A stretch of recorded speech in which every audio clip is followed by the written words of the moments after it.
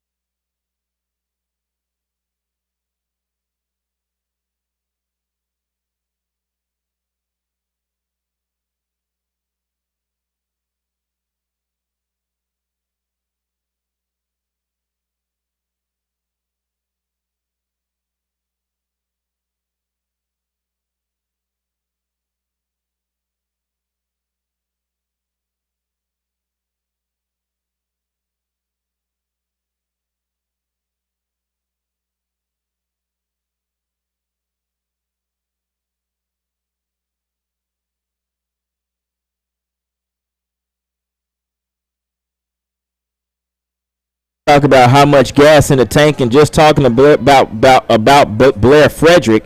2-3 on the season and started 6 games. 3.82 ERA, so not going with his statistical leader on the team, but going with, I guess, the crafty lefty, as they like to call.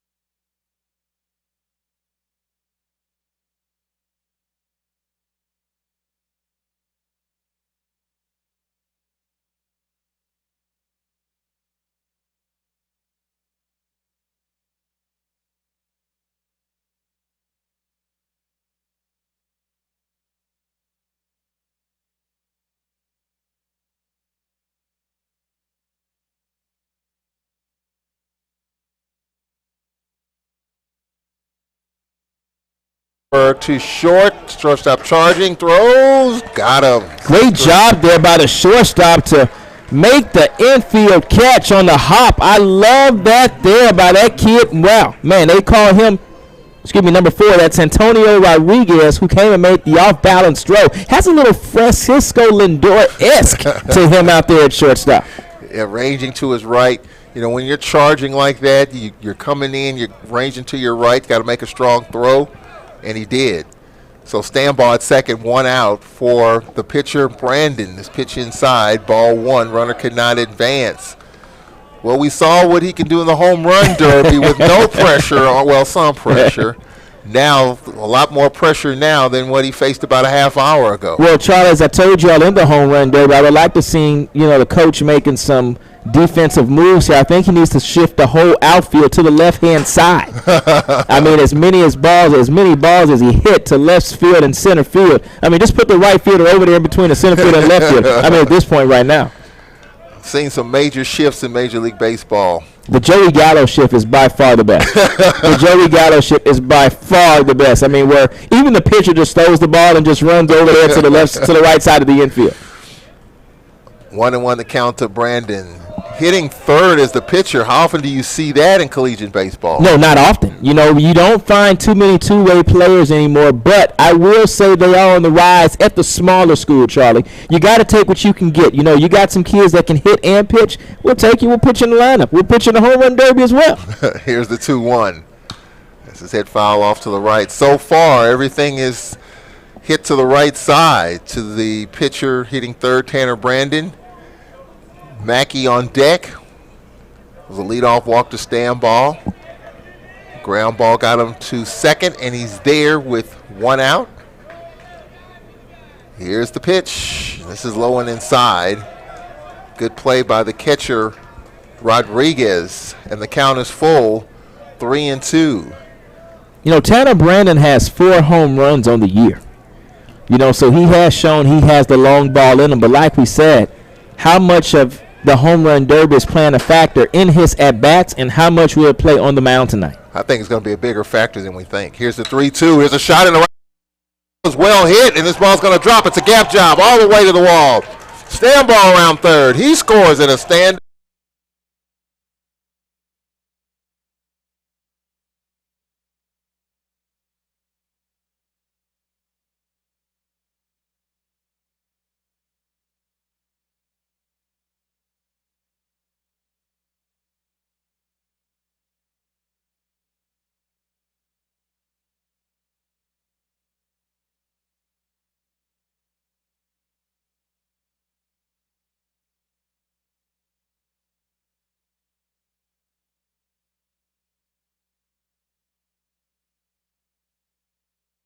Bluefield State with the lead. Jumping out on lead early on here tonight. Mackey stands in, the first baseman. Let's see what kind of running. I probably don't expect it from the pitcher, Brandon, at second. Pitch swing and a miss to Mackey in the cleanup role. And you remember Mackey was in the home run derby night as well. He led off. He didn't do a whole lot of that. No, not at all. I told you, leadoff spot is not a good spot for that home run derby. Here's the pitch. Swing and a miss. And I think he was trying to make up for that home run derby right there with that swing. He sure was. He was trying to get on the board. He did get one, though, in his defense. He did get one. You don't want to go. You don't want to leave any points on. You don't want to leave any runs on the board. 0-2 the count. Runner is going. A good jump.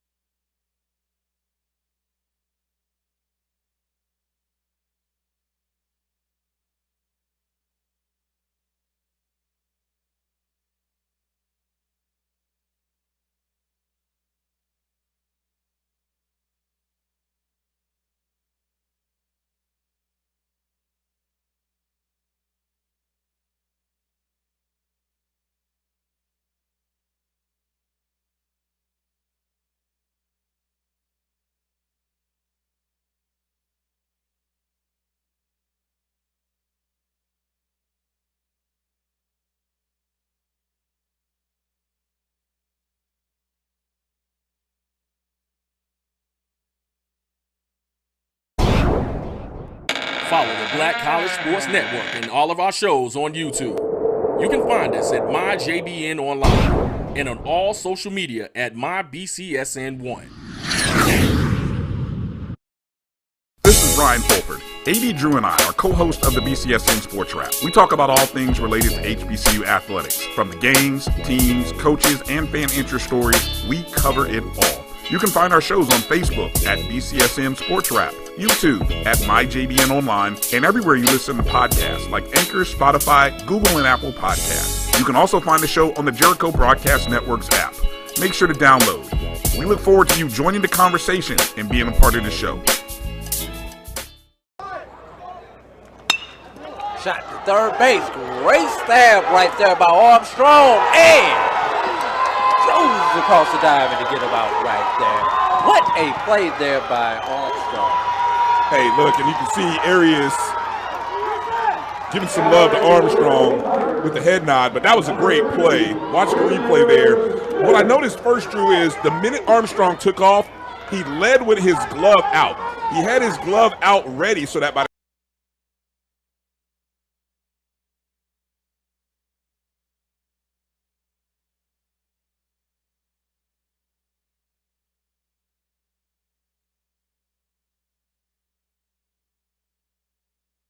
center field.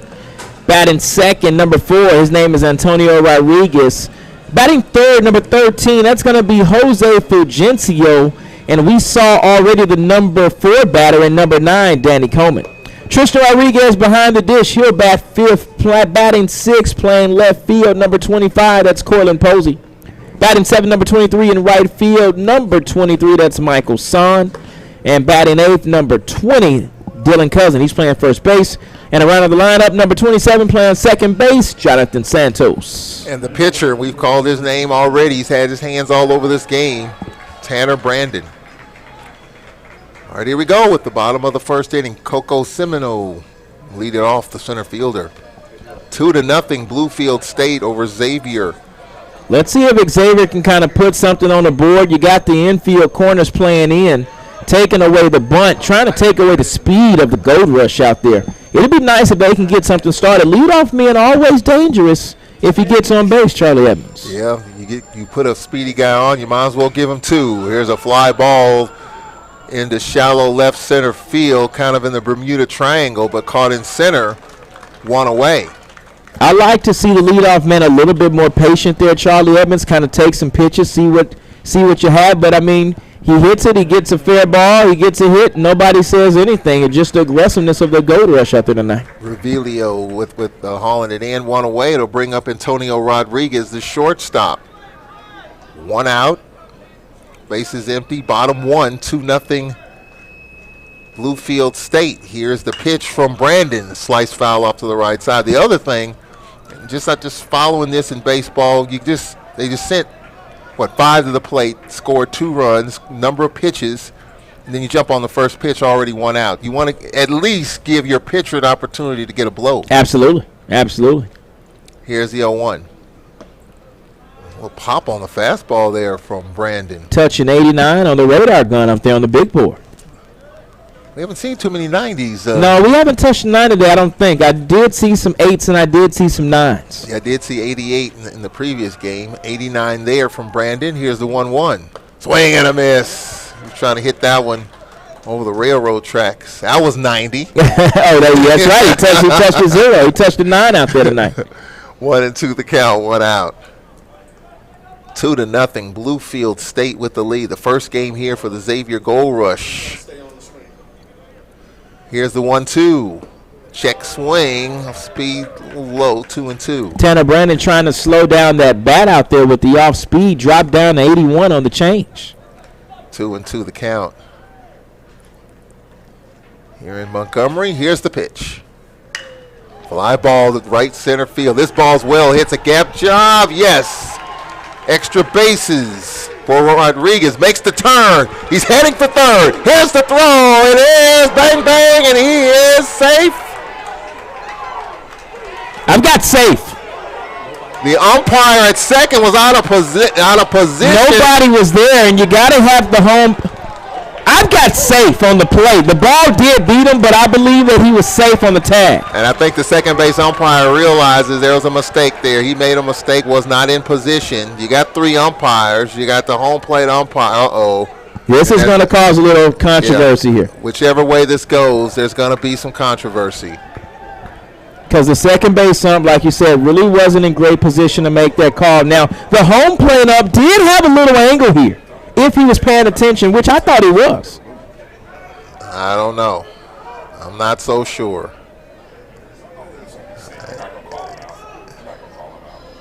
First base umpire, no way you can go to him for the call. And because the second base umpire is out of position, I just don't think you can call him out. I think you just got to let the play.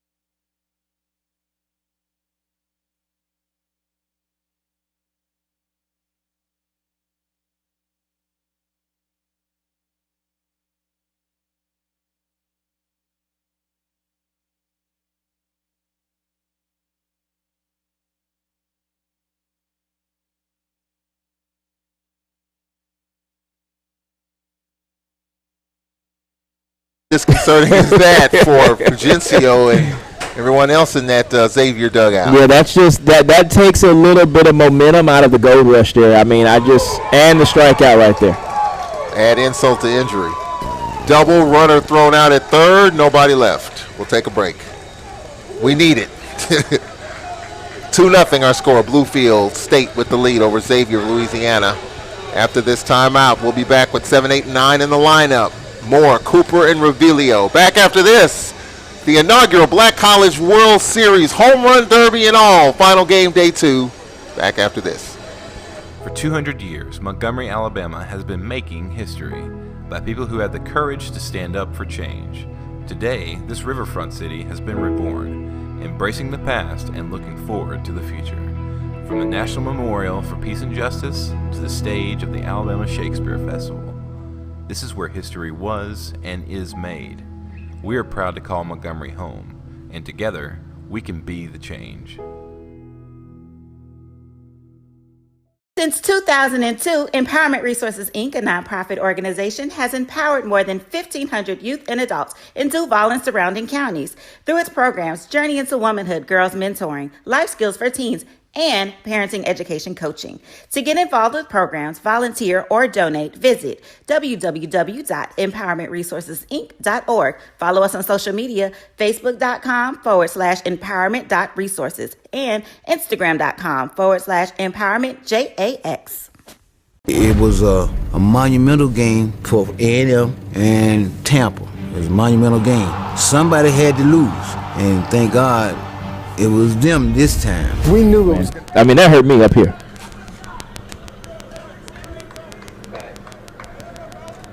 Trey Fowler at the plate.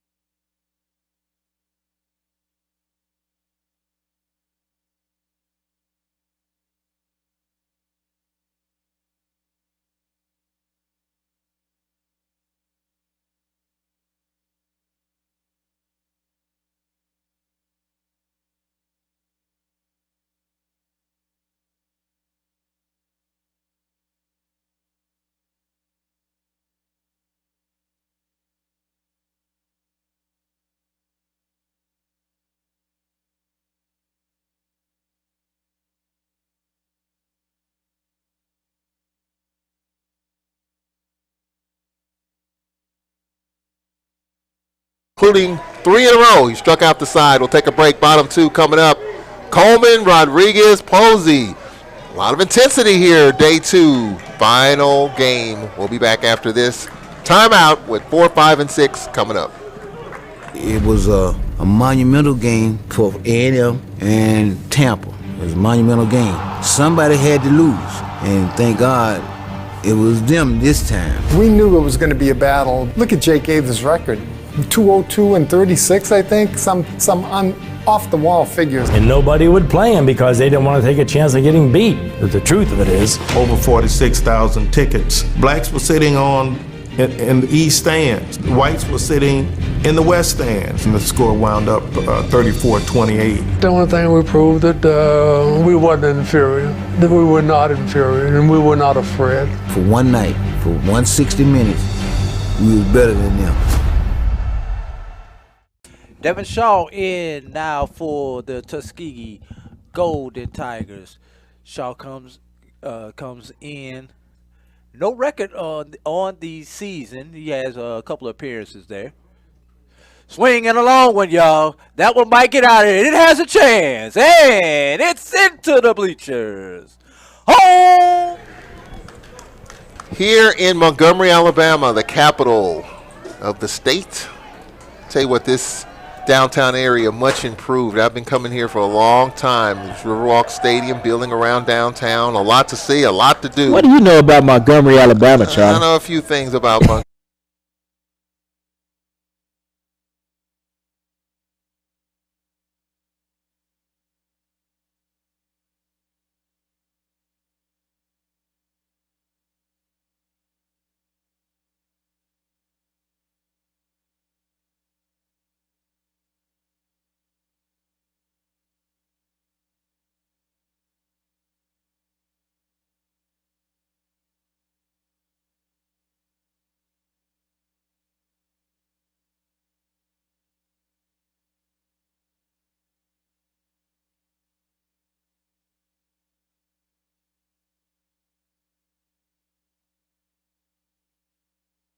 First base, and that's what Coach Holloway is looking for here. He wants the kids to stay patient. You got to have base runners in this situation. Now here's Mr. Rodriguez, Tristan Rodriguez, who was in the home run derby. He batted on his right-hand side, then he switched over to his left. I don't think he's going to be bunting here in a bunt situation. I think he's going to be hitting the ball. I think he's going to be swinging for the fences here.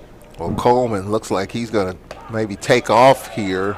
Like got a good lead, but takes a pitch in for a strike. Got a short lead was Coleman, the DH. Leadoff man is on for the first time. Bottom 2, 2-0 Bluefield. Coleman's got speed on first base.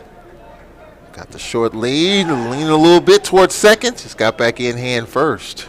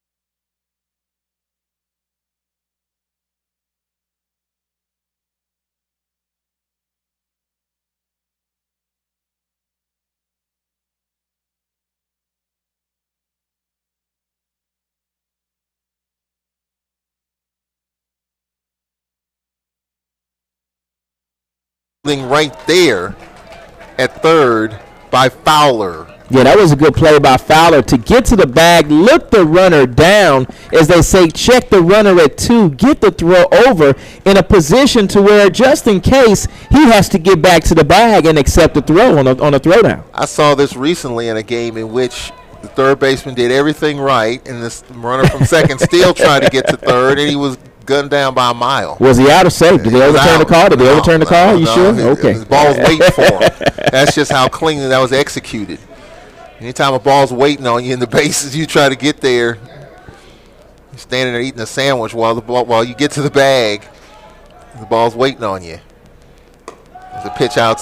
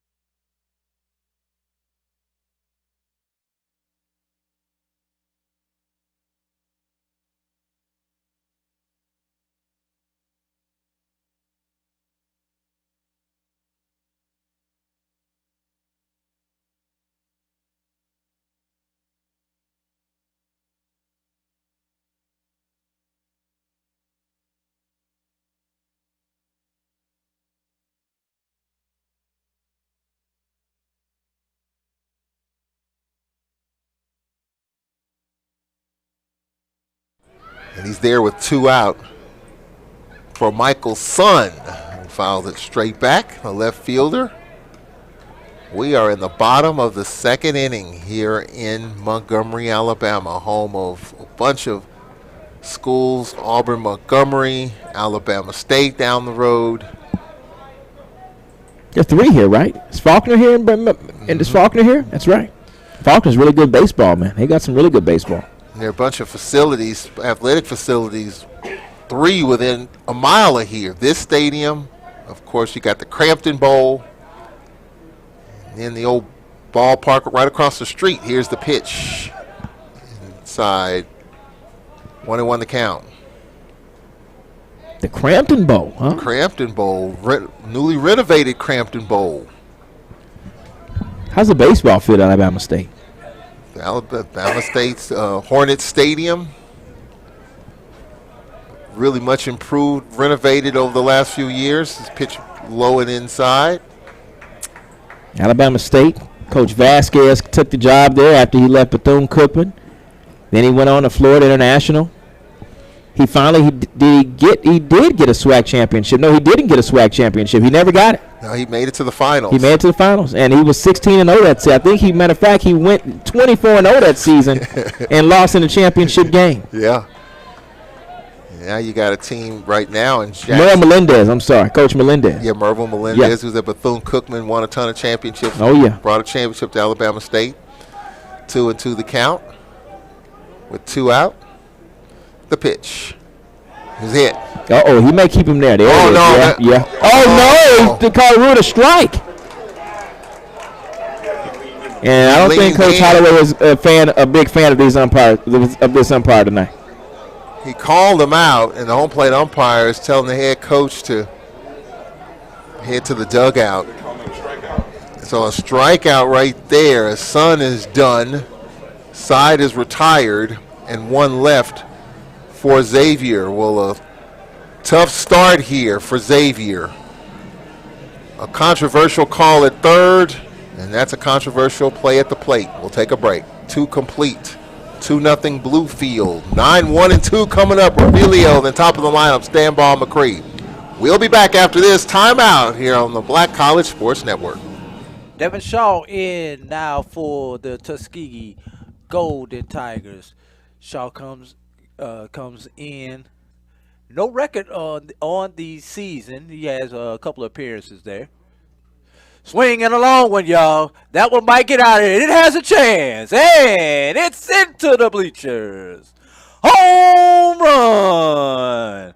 Chris O'Neal goes yard.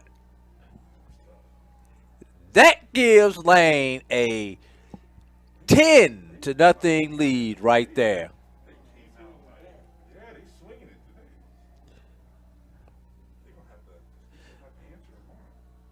Lane College Dragons have put up a 10 spot on Tuskegee thus far. And Tuskegee. Have you had your Earth Blend coffee today? At Earth Blend Coffee, we take pride in offering you the very best of beans across the world, blended and roasted to perfection, giving you superior quality and satisfying and flavorful taste. Experience the world in one cup. 9-1-2 in the lineup. Shane Revelio, the center fielder, leading it off square in the butt. Takes a pitch low. Just trying to throw the defense off a little bit, bringing that runner in, bring that third baseman in on the corner. First baseman playing in front of the bag as well. Lefty versus lefty. Here's a bunt trying to drag it to the right, and too much English. Foul off to the right side. Well, I think he's showing kind of early out there, Charles. I mean, it looks more like a sack bunt to me. It doesn't look more like a drag.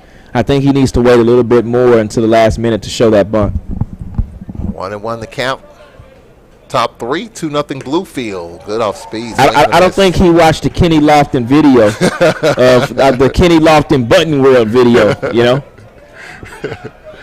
1-2 the count. Bluefield State and Xavier, the goal rush. Next pitch outside. 2-2 the count. Bluefield State, one of the few HBCUs out in West Virginia. Sure is. Said about an 8-hour ride. West Virginia State and Bluefield State, the 2 HBCUs out in West Virginia. There's the 2-2 fastball, just missed inside. Full count. Count 3-2, 87-mile-an-hour pitch. 2-0 Bluefield. Here it comes from Frederick. Call, third strike. It's 4 strikeouts in a row for Frederick. 5 for the game. He struck out Fowler, Moore, Cooper, and Revelio. 6, 7, 8, 9, and now top of the lineup, Steinball. And he was hit by the pitch. Curve inside. HBP for scoring at home. Little too fancy out there for Frederick. You know, he thought he was feeling it in the groove a little bit. Yeah. Got one, let go. Let one go out there. Double play still in order here for the gold rush of Xavier. So after striking out 4 in a row, first pitch after that, he hits the leadoff man Steinball. Now McCree stands in. You expect some running here? Yes. Short lead, runner not going with lefty pitching inside. I mean, and I'm not the coach, but I'm a fan of pressure. I'm a fan of keeping the pressure on a losing team right now. Force them to make a play while they're down. It's almost like kicking a dead man, a man while he's down sometimes. But I believe in pressure, Charlie. I totally believe in it. I know there's one out, but I believe in a bunt here, a hit and run or something to put that pressure play on the go rush. Time called as McCree steps out, now digs back in. I think they're looking at the signs on the never miss a sign. That's like the football, like the playbook on the hand, the wristband. Well, first with the lefty. Does that slow things down just a bit, the fact you have a lefty on the mound? Yes, it does. You can play the pickoff game over at first base if you want. Runner not going here. Check swing. Pitch misses outside. Now, what I'm also seeing is I see the second baseman cheating over towards second base with that hit and run, with a possible hit and run. I like to actually see the shortstop covered in this situation because Frederick has been outside all day. Anything that he hits may be to the right side. Here's a 2-0. This is outside. Stroll, snap throw to first, and the runner's back. So the count is 3-0 to J.R. McCree. The pitcher, Brandon, on deck. 1 out, 1 on, top 3. 2-0 Bluefield. The pitch. This is ball 4. Well, go figure. You strike out 4 straight batters, then you hit one, then you walk one. Yeah, not in the best position is Blair Frederick here for the go rush. Coach will go out and talk to him, try to settle him down a little bit. Still 1 pitch away from getting out of this inning. A 4-6-3 or a 6-4 3-double play can get the go rush out of this inning here. But they'll also talk about it, Coach. They'll also talk about a defensive alignment that they want to run right here. A good position, lay down a 1-out bunt. You got your RBI guy on deck in Kayvon. I'm sorry, in what's the guy's name that was in the home run derby? I'm sorry, I'm having a brain fart right here. The on deck batter. Oh, Brandon. Kayvon Brandon. I'm sorry. You got your home run hitter in Kayvon Brandon. So a chance to push these runners over to first and second, maybe in order here for Bluefield. Yeah, double play will definitely end in the inning. There's 1 out, 2 on. I've often wondered what those conversations are like when the coach goes out, talks to your pitcher, and then you got all your infielders, catcher and all. I wonder what that conversation's like. You have to be talking about your defensive alignment. You have to know what you're going to do with the ball. If it comes to second, if it goes to short, what are your options here? 2 on, 1 out. You got some speed. Second and first. Here's the pitch from Frederick. Foul off to the right side. And that's Tanner Brandon, so I'm sorry. He's not going to be laying it down. He's going to be putting it in play right here. This is one of the RBI guys. So they've got an RBI duck on second base. Tanner Brandon's going to try to score that run right there. And you don't want to take the bat out of his hands. No, not at all. Put it in play. He's behind in the count 0-1. Just trying to keep the runner honest at second base. You have Stambaugh at second, McCree at first, 1 out. Top 3, 2-0 Bluefield with the lead. Frederick brings it home. Curve inside.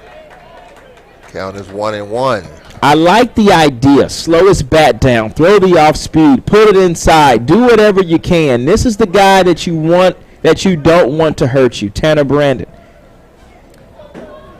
We talked earlier about how much gas he has in the tank, pitching and at the plate. This is his second at bat. He had the RBI double. Put his team up 1-0 his last time up. Here's the 1-1. Low. He found the gap shot in right center. Last time up, 2-1 the count. He's ahead in the count. 87-mile-an-hour pitch from Frederick. I'd like to shout out to my mother tonight who's listening to the broadcast. What is? Hey, Mom, how you doing? 2-1 the count. Oh, and he was hit on the foot. When he's hopping around, looks like he's okay. Yeah, maybe. That's not the one. If you're Bluefield, you don't want Tanner Brandon to go down. I mean, he's your pitcher. He's your home run hitter. He showed he can run bases out there on the base pass. This is your guy, and it did kind of get him in the foot there. So he's going to try to walk that off, and I think he'll be okay. He's going to walk it off. If not, they're going to have to get an emergency pitcher up really soon. He takes off the shin guard. They still have the spray that the cold spray. Yeah, the cold. But I haven't had that cold spray tried over 30 years. Am I dating myself here? No, I'm not saying. I'm just saying I haven't had it. I'm just saying I haven't had it. Oh, they still use it. Oh, they still use it. Yeah, they still use it. I just haven't had it. I've seen many. Used to feel really good, man. Many injuries I see. They just pull out the spray and spray it, and that takes care of it. The cold spray. It's a cold spray. That's right. So he's saying he can't go. Or he's saying he is going to go. Well, he takes his helmet. He back doesn't. That's adrenaline right here. He doesn't want to come out this contest. And Coach is going to let him go as far as he can. You know, he's the starter. He's going to suck up some innings for you. I mean, championship. You know, they play possible 1 tomorrow, possible 2. You know, so I mean, not a great chance he comes back on Saturday. Maybe for an inning or a couple of pitches here and there. You know, so you just kind of let him go as far as he can, man. We'll keep an eye on that dugout down the right side to see if, in fact, and his foot to see if it plays a role. If something happens there, in case he's slow to get back in there. So Mackey's first pitch swing and a miss. I don't like that swing by Mackey right there. He came in swinging after Frederick has already thrown about maybe 3 or 4 balls in a row. He hit the last batter. And he threw a lot of pitches inside to Brandon as well. 1-1 the count. The pitch, swing and a miss. Just how funny this game is. You had a pitcher, this pitcher just struck out 4 in a row. Then he hits 2 of the last 3. Right. And now he's back on the horse up 0-2 to Mackey. Baseball's a funny game. Pitching's a funny game, as you know. You're up, you're down. And now he's up in the count here, 0-2. The pitch from Blair Frederick. Time call. I pitched in college at Texas Southern, and I remember pitching at Alcorn a couple of times, you know. So you know about the ebbs and flows and the ups and downs of it. And good old Rat McGowan. Here's the 0-2. Well, the late Rat McGowan. The late Rat McGowan, that's right. Oh. Fouled back, and the count remains 0-2 here in this the top of the 3rd inning. The final game of day 2. We've had an exciting home run derby mixed in here today. Rat McGowan and Coach Candy having fun up top, man. I guarantee you. Here's the 0-2. Curve strike call dropped off the table. And how about the 6th strikeout by Frederick? Yeah, good job there. Just kind of froze him there. You know, he's going hard outside, you know, soft inside. He's moving it on the plate. He's moving it inside. He's moving it outside. That's the mark of a good pitcher tonight, and I think that's why Coach Holloway went with him. You know, his stat book didn't show that he's the ace on the team, but it looks as though his stuff, as we call it, is pretty good. 2 out. Tibbs at the plate with 2 on. This pitch, strike call on the inside corner. Yeah, good job there to get in that wheelhouse to start things off on the inside corner. Now he's got everywhere else to go now that he's established that inside corner pitch as a strike. I'm anxious to see how he comes outside right here. Soft or hard? Here's the 0-1. He went soft out hard. Outside, sorry. Curve stays high. 1-1 the count. 2 out, 2 on for Bluefield. Xavier's left 1. Bluefield has not left any runners on base to this point, but they've got 2 on here in the 3rd. 1-1 from Frederick. Fastball high. Count is 2-1. You know what I like about Coach Holloway right here in this situation, Frederick's in some trouble. I mean, I don't think it's hard to see. But his bullpen is not rolling right now. He's going to stick with his guy. And that's what you do as a game 1 starter. You stick with your guy. 2-1 the count. The pitch, swing and a miss. Not to mention, he's 89 from the left side. I think we'll see him going in the draft or some sort of, you know, post-collegiate league or, you know, whatever it may be. This guy has a shot. So many opportunities.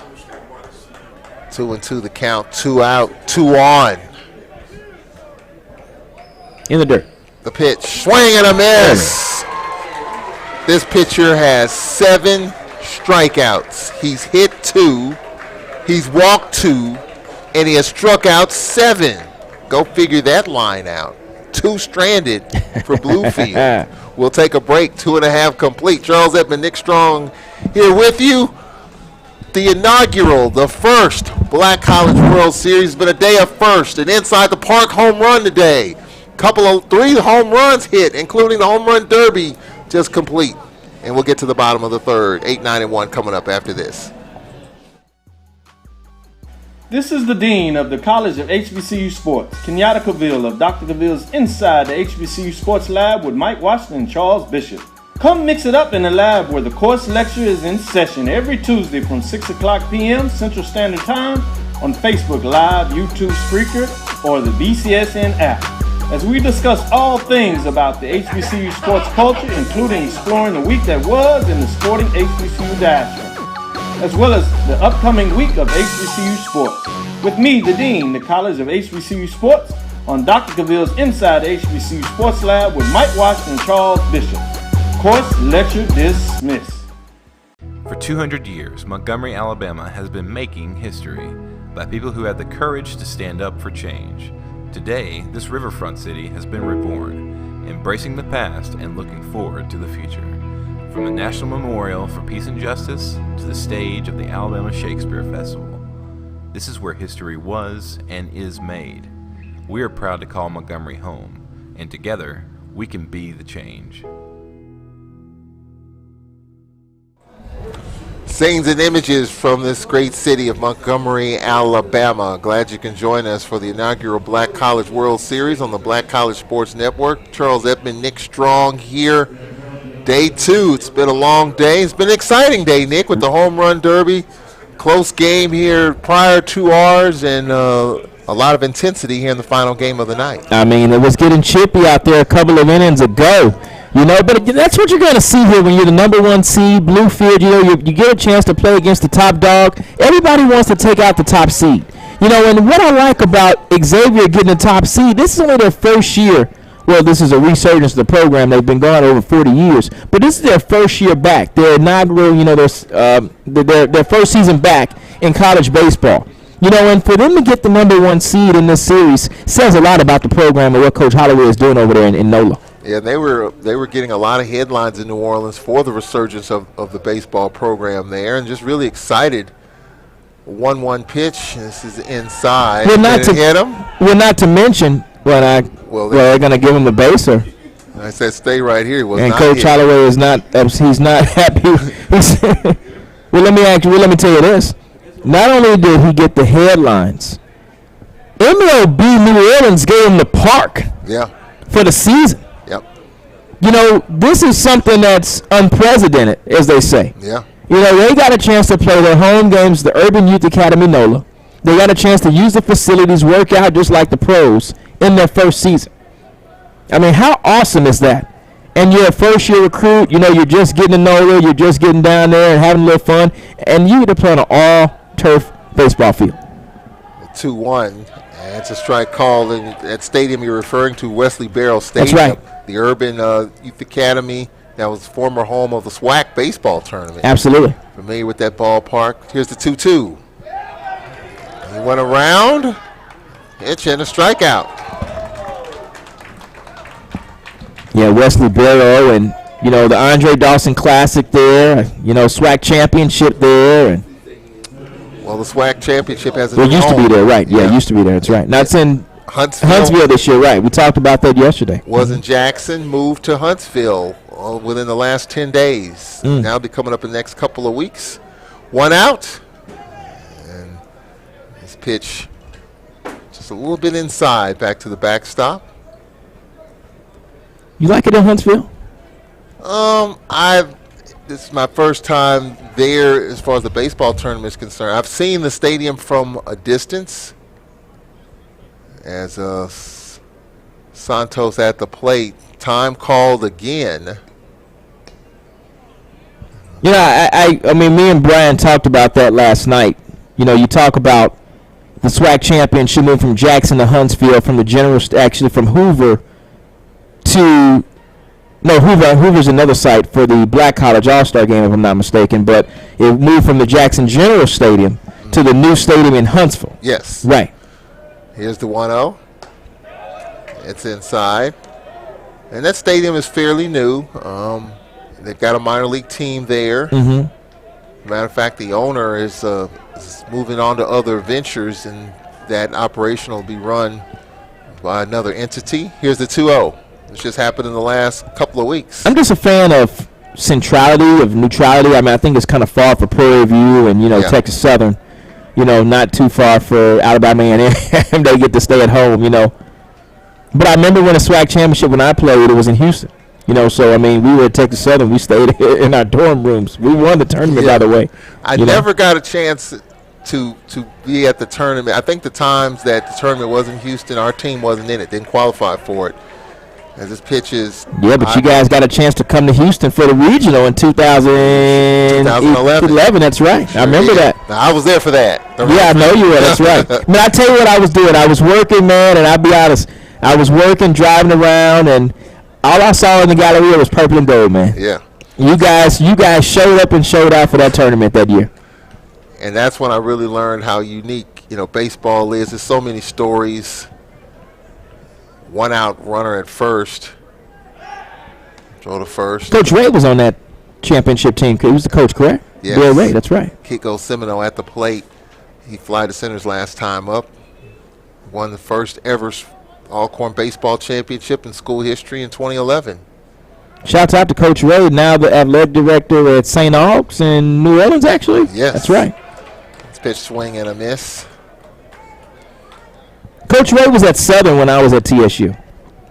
Been around a long time, man. A lot of folks in Baton Rouge love Barrett Ray. 0-1 the count, 1 out. Was actually at Grambling for a year as well. And turned that program around. That's right. When he left Grambling, he came to Alcorn, and his assistant Coach Cooper is still at Grambling as the head coach. Mm-hmm. And he got a chance to win one in 2012, right after. They went to the Arkansas Regional that year. And they're really strong this year. Oh, man, they're good. Here's the 1-1. Sliced foul. I got a chance to see Grambling this weekend. They came into town, into Houston, man. They just ran all over Texas Southern. Yeah, I did see those scores. And they ran up against them in Grambling as well. Grambling top dog right now in the SWAC on the west side. They are. We're talking about Alabama State 24-0 in conference. Well, Jackson State right now is 18-0. Mm-hmm. And in the Eastern Division, they have 3-game series with A&M. And they play Valley to end the regular season. Is the 1-2. Now, I know you were a basketball guy in your day. But I'm going to put you on the same court as Brian Fulford. Now, when you guys played pickup baseball back in your day in your neighborhood, what position did you play? Where did they pick you up at? Here's the next pitch. Call third strike. Hold on, I got a story. I want to know where they picked you up. Were you first baseman? Were you leadoff man? When you played... I played baseball in a blue jeans and T-shirt league. Okay. We wore white T-shirts and blue jeans. I played center field. Wow. Yeah. Wow. White T-shirt and blue jeans. Yeah, league. yeah. Now, where is that? Where was that at? In St. Louis. Oh, okay. That's right. You are from St. Louis. Yeah. That's right. Cardinal Town. Played center field. Now, is that something that they usually do, blue jeans and T-shirts? I don't think they do that anymore. They just did it when I was growing up. Here's the pitch, swing, and a miss. Blue jeans and T-shirt league. Blue jeans and T-shirts. That's what we were. Now, what part of St. Louis were you in? St. Louis, or? St. Louis County. Okay, you were in Missouri. Yeah, you were in Missouri. You weren't in East St., huh? No. Everybody gets that confused. Everybody thinks East St. Louis is, I'm hearing in the background. Yeah, that's in Illinois. 0-1 the count. Runner going, pitches outside. Here's the throw, the tag, and he is safe. Bang, bang, play. Stolen base for Santos. It was the leadoff that got Santos over to second base. He had a couple of extra steps, and he went on Brandon's knee-high step right there. He didn't have a for sure slide step. So Tanner Brandon is going to have to work on getting that slide step together here. A chance for Xavier to get on the board.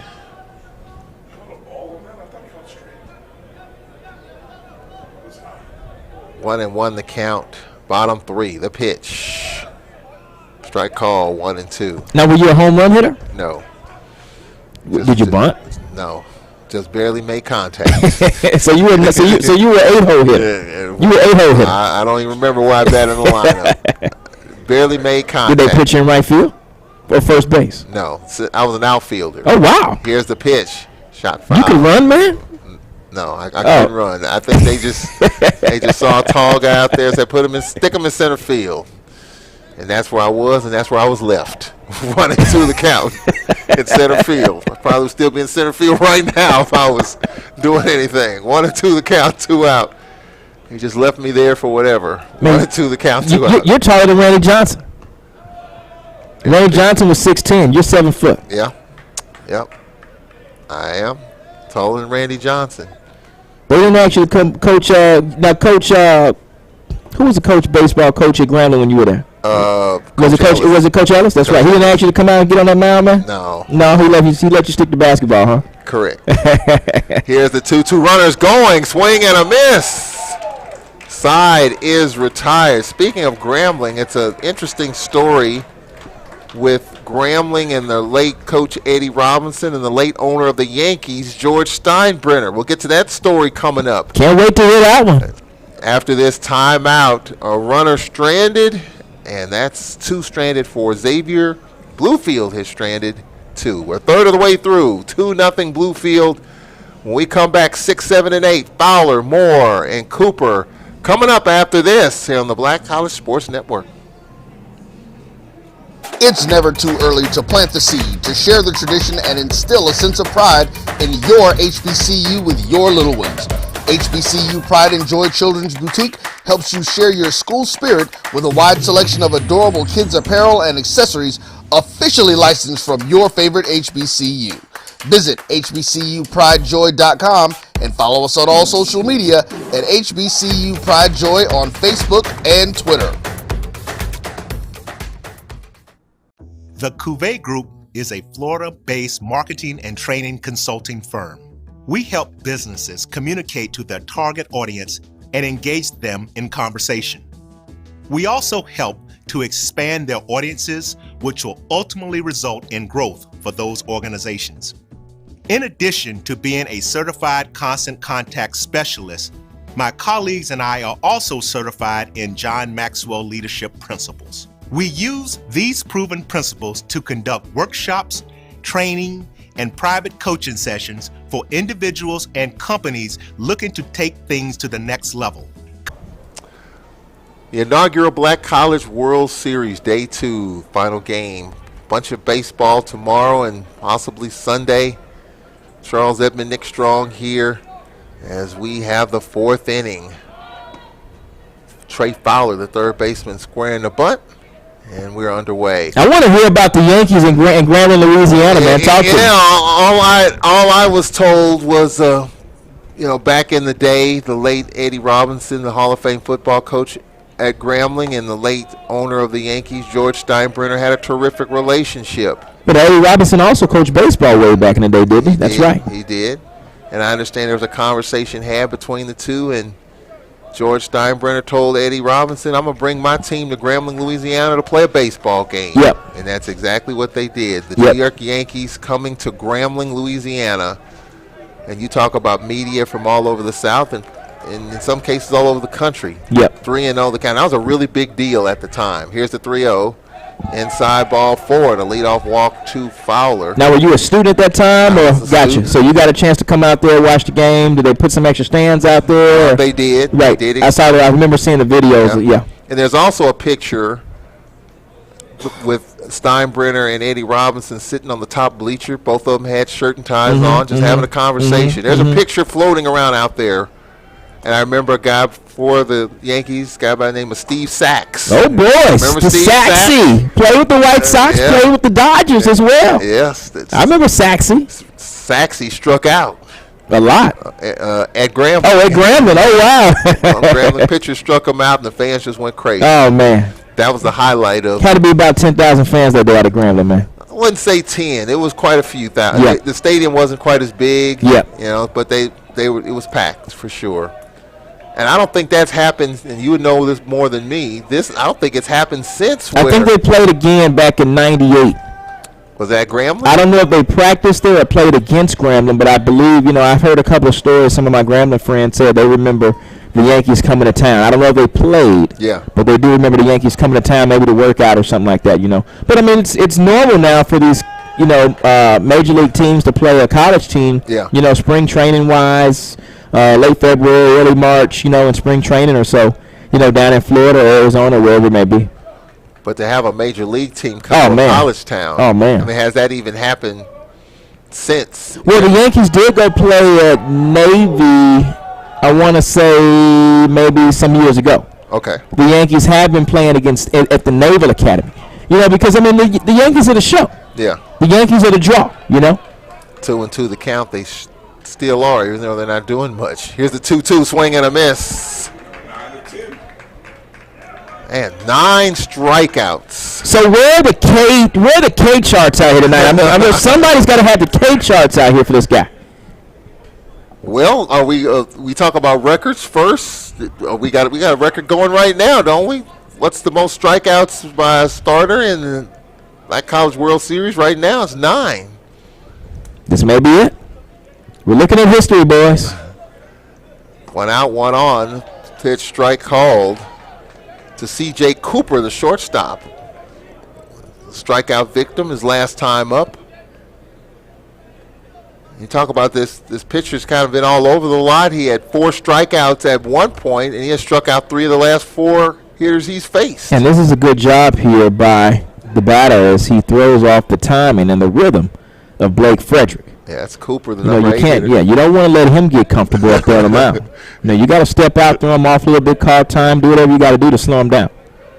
Here's the 0-1. Sometime it works, sometime it doesn't. Squares the bunt, pops it up, foul. Oh, hit to our right. So this is what I was talking about earlier. Usually, you're not going to see too many bunts with 1 out. But in this situation, you're up 2-0, still a tight ball game. You want to put some pressure on the defense. And I don't mind Coach butting them for a sacrifice with 1 out in that situation. Just to put his team in position to add to their advantage. 0-2 the count, 1 out. Top 4, 2-0 Bluefield. Here's the pitch. Curve called, 3rd strike. That's 10 strikeouts by Frederick. This is an impressive performance that we're seeing so far. Not only that, Bluefield better be lucky that they got the 2 runs early on in that first inning. Number 9 hitter Revelio stands in. Struck out his last time up.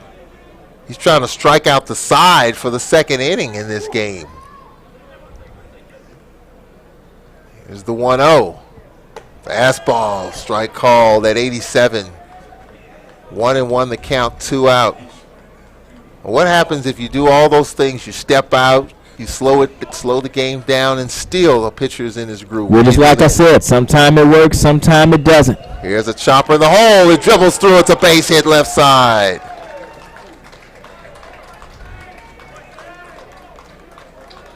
So despite the 10 Ks, that is the 2nd hit. Top of the lineup, Austin Stanball. We talk about the oddities of baseball. I mean, you got a pitcher that struck out 10, rolling, but yet he's trailing. 2 out, 2 on. Stanball hit by a pitch and walked. Fastball, strike called. Yeah, good job of starting him off with an outside fastball right there. And that's where Frederick is going to remain, and that's where he's been all night. His success has been outside. And like I said earlier, the Bluefield has got to do a better job of having a right-side approach here. There's the pick off the 2nd. The quick tag, and he is safe. When that lefty is on the bump, Charlie, and you're a hitter in that batter's box, you have to have an approach. That ball, and most of the time, here's another thing. You don't have too many left-handed coaches to throw your left-handed bat in practice. Mm-hmm. So oftentimes when you see a lefty, it's your first time seeing them all week. Here's the 0-1 with 2 on. A chopper foul off to the right side. Oh, good hands in that dugout. Somebody's trying to get some playing time. 0-2 the count. I mean, Bluefield not doing anything with the outside pitch here tonight. Everything they've hit has been on the inner half. Trying to extend their lead here. The top of the 4th inning. 0-2 the count, 2 out, 2 on. Leadoff hitter Stanball. Frederick looks back at 2nd. Brings it home. Fastball, swing and a miss. Blew it by him. That's 11 Ks for Frederick. A single and a walk. 2 left. Bluefield is left 4. We go to the home half of the 4th inning. Our score, Bluefield 2, Xavier nothing, 3, 4, and 5. Gencio, Coleman, Rodriguez coming up after this timeout on the Black College Sports Network. Follow the Black College Sports Network and all of our shows on YouTube. You can find us at MyJBN Online and on all social media at MyBCSN1. This is Ryan Fulford. AD Drew and I are co-hosts of the BCSN Sports Wrap. We talk about all things related to HBCU athletics. From the games, teams, coaches, and fan interest stories, we cover it all. You can find our shows on Facebook at BCSN Sports Wrap, YouTube at MyJBN Online, and everywhere you listen to podcasts like Anchor, Spotify, Google, and Apple Podcasts. You can also find the show on the Jericho Broadcast Network's app. Make sure to download. We look forward to you joining the conversation and being a part of the show.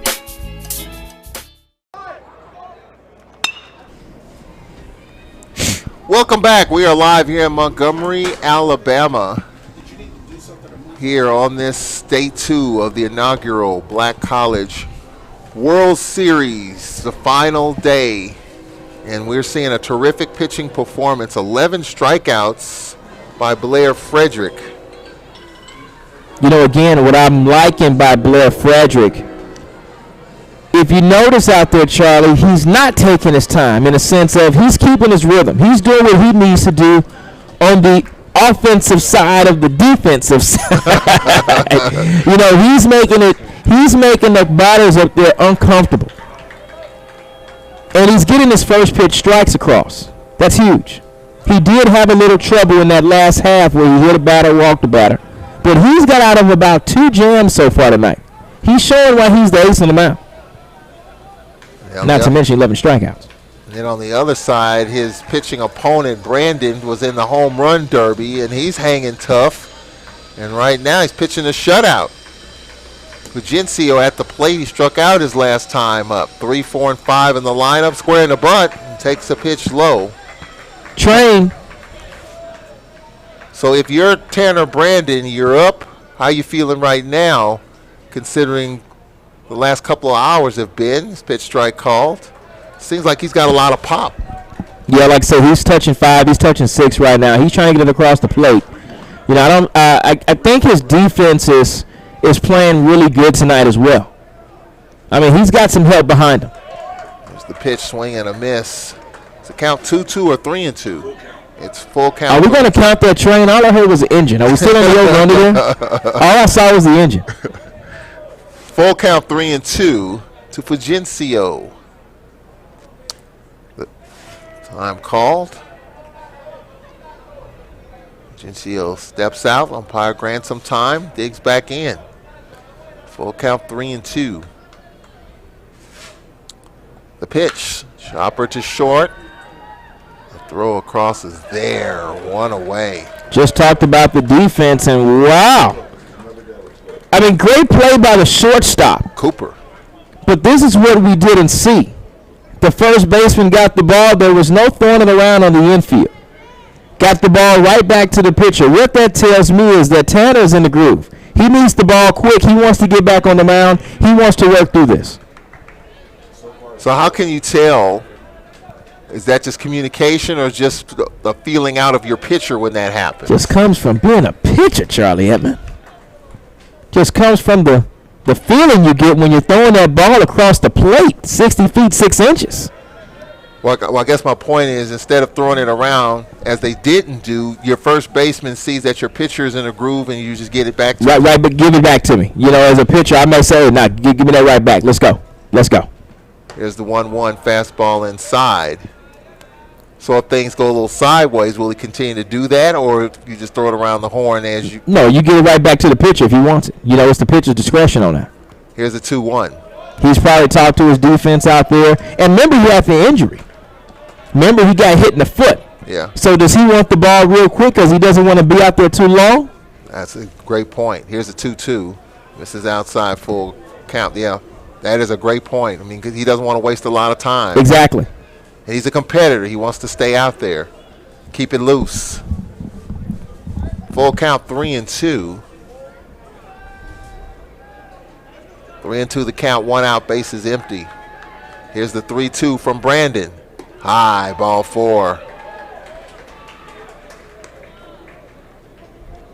So McRee, a walk.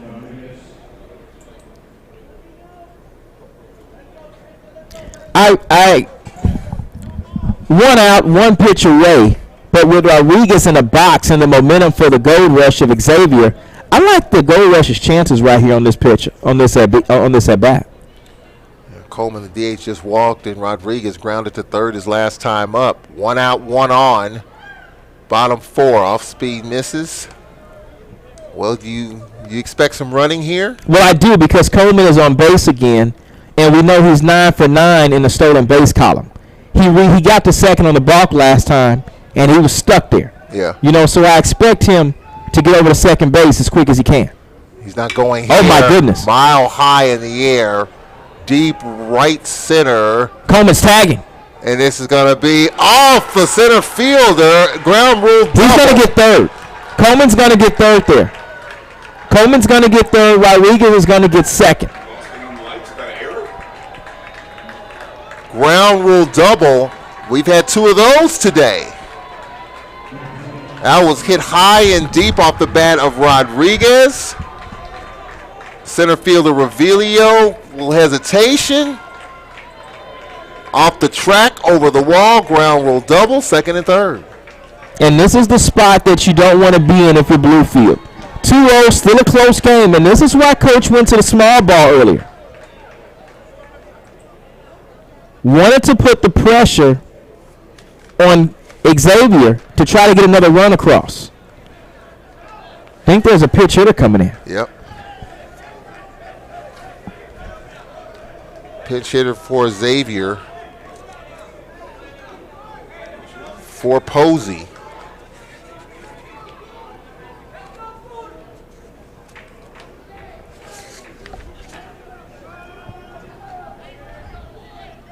Jawan Fitch. Nope, I'm sorry. That's 25. 25. And that's Cortland Posey. Posey was already in the game. Was that?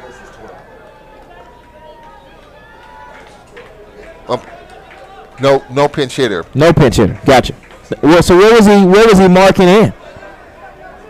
I don't know what the umpire was marking. But you usually go to your car when there's a pinch hitter or some sort of substitution there. So Posey at the plate. Yeah. Shake swing, couldn't hold up. Won the count. Yeah, Coach Highway isn't happy with that swing, and I'm not either. You know, first pitch, you just go through that one. You know, you put the ball in play right here. 2 runs are going, at least 1 run's going to score. Yeah, second and third, 1 out. Here's a fly ball. Right side. It's going to be caught at first. 2 away. Well, that was a tough at bat as Mackey hauls it in. Chased the first pitch and then a little flare to first. You're not the AB you wanted, and you knew that bat was going to go south when he kind of check swung on that first pitch. I don't think he was ready for that situation at that point. He probably should have went to a pinch hitter, Coach. Yeah, you're probably right. Well, Michael's son trying to make it a sunny day with a base hit. Oh, instead of ground ball to short. 6. Cooper's been money at short. Side is retired. Wow. Second and third, 1 out. Xavier can't bring him in. They've left 4. Through 4. Both teams have left 4. So 4 is the magic number. 4 innings complete. Bluefield's left 4. Xavier's left 4. Timeout through 4. And our score is 2-0 Bluefield with the lead. Bluefield State and out of West Virginia. When we come back, 2, 3, and 4. McRee, Brandon, Mackey coming up from Montgomery in the first ever Black College World Series from Riverwalk Stadium in Montgomery. We'll be back with the 5th after this. For 200 years, Montgomery, Alabama has been making history by people who had the courage to stand up for change. Today, this riverfront city has been reborn, embracing the past and looking forward to the future. From the National Memorial for Peace and Justice to the stage of the Alabama Shakespeare Festival, this is where history was and is made. we are proud to call Montgomery home, and together we can be the change. For 200 years, Montgomery, Alabama has been making history by people who had the courage to stand up for change. Today, this riverfront city has been reborn, embracing the past and looking forward to the future. From the National Memorial for Peace and Justice to the stage of the Alabama Shakespeare Festival, this is where history was and is made. We are proud to call Montgomery home, and together we can be the change. Since 2000. Back here in Montgomery, Alabama, the Black College World Series, the inaugural Black College World Series here on the Black College Sports Network. All the news and information and shows you want to see and hear in the world of Black College. Inside the HBCU Lab with Dr. Kenyatta Cavill, Charles Bishop, Michael Washington, as well as other shows. You can catch it right here on the Black College Sports Network, including the Black College World Series. We appreciate our HBCU history buffs. Right now, this pitcher, Frederick's got 11 strikeouts. The most this season in an HBCU game is 12. So right now, Frederick right on it. He could get it or surpass it in this inning as he faces McCree. His first pitch. I'm surprised Cam Fields doesn't have that record right now. He's balling down at Texas Southern as the Friday night guy to transfer from UT. Here's the 0-1. We believe that there's also another situation, another player that could also have that many. We're checking on that. We're processing it as we speak. 0-2 the count. McRee walked and grounded to short. He's 0 for 1. His pitch called, third strike, and he's got a dozen, cousin. I like that, a dozen, cousin. Great job there to starting guys out there. You know, that outside hook there, outside, on the outside corner, that pitch has been working for him tonight. And like I said, if you're Bluefield, you got to step up to the plate.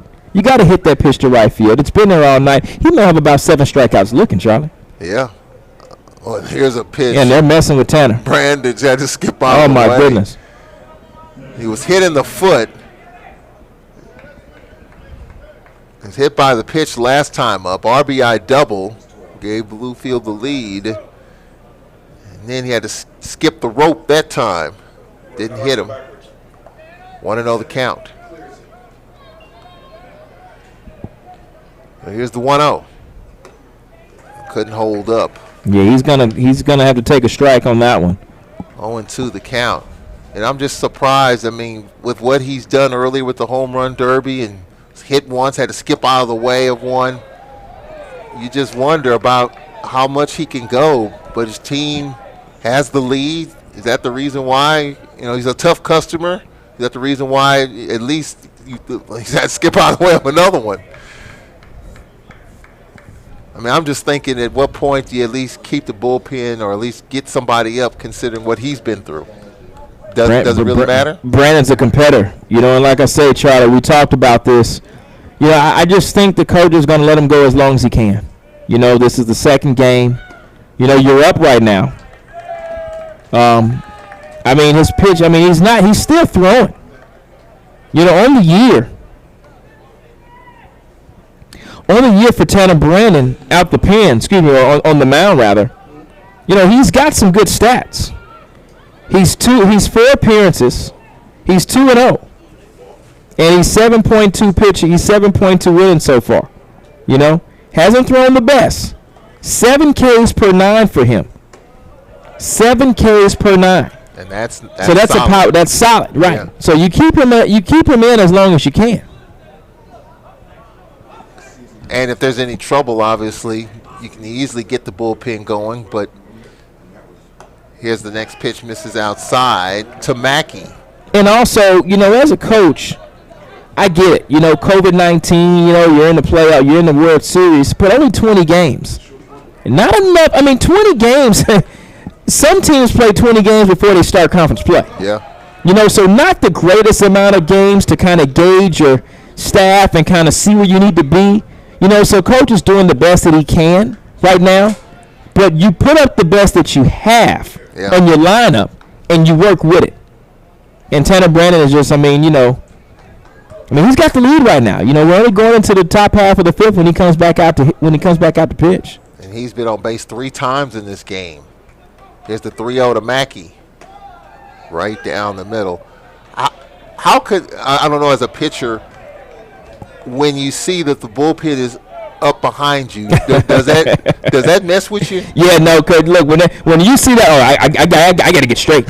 I've got to throw strikes here. Yeah. You know, I've got to do what I need to do. You know, I remember a couple of times, you know, when I remember one time I was on the mound and I saw the bullpen up, and I overheard, because I came in for, I guess, a position player or whatnot. I overheard that the pitcher had a hitting spot in the order. So I said, I need to get back in the dugout before I get taken out, and I won't be able to get that at bat. I didn't get a chance to get that at bat. Oh, wow. Yeah. But, you know, it does. It messes with you. Yeah. You know, but sometimes it's for the best. Sometimes you'll see coaches out there doing that on purpose to get the pitcher straight. You'll see the coach putting, hey, get down in the bullpen. He's not really going to put Tommy in. Yeah. He just wants Nick to get right on him out. Yeah. You know what I'm saying? Yeah, all sorts of, that's a subliminal message that, hey. Absolutely. 3-2 the count, 1 out. The pitch from Frederick, swing and a miss. Another strikeout there for Frederick. That's 13 strikeouts for Blair Frederick. HBCU season record. HBCU season high, excuse me. And what a time to do it in the inaugural Black College World Series. Absolutely.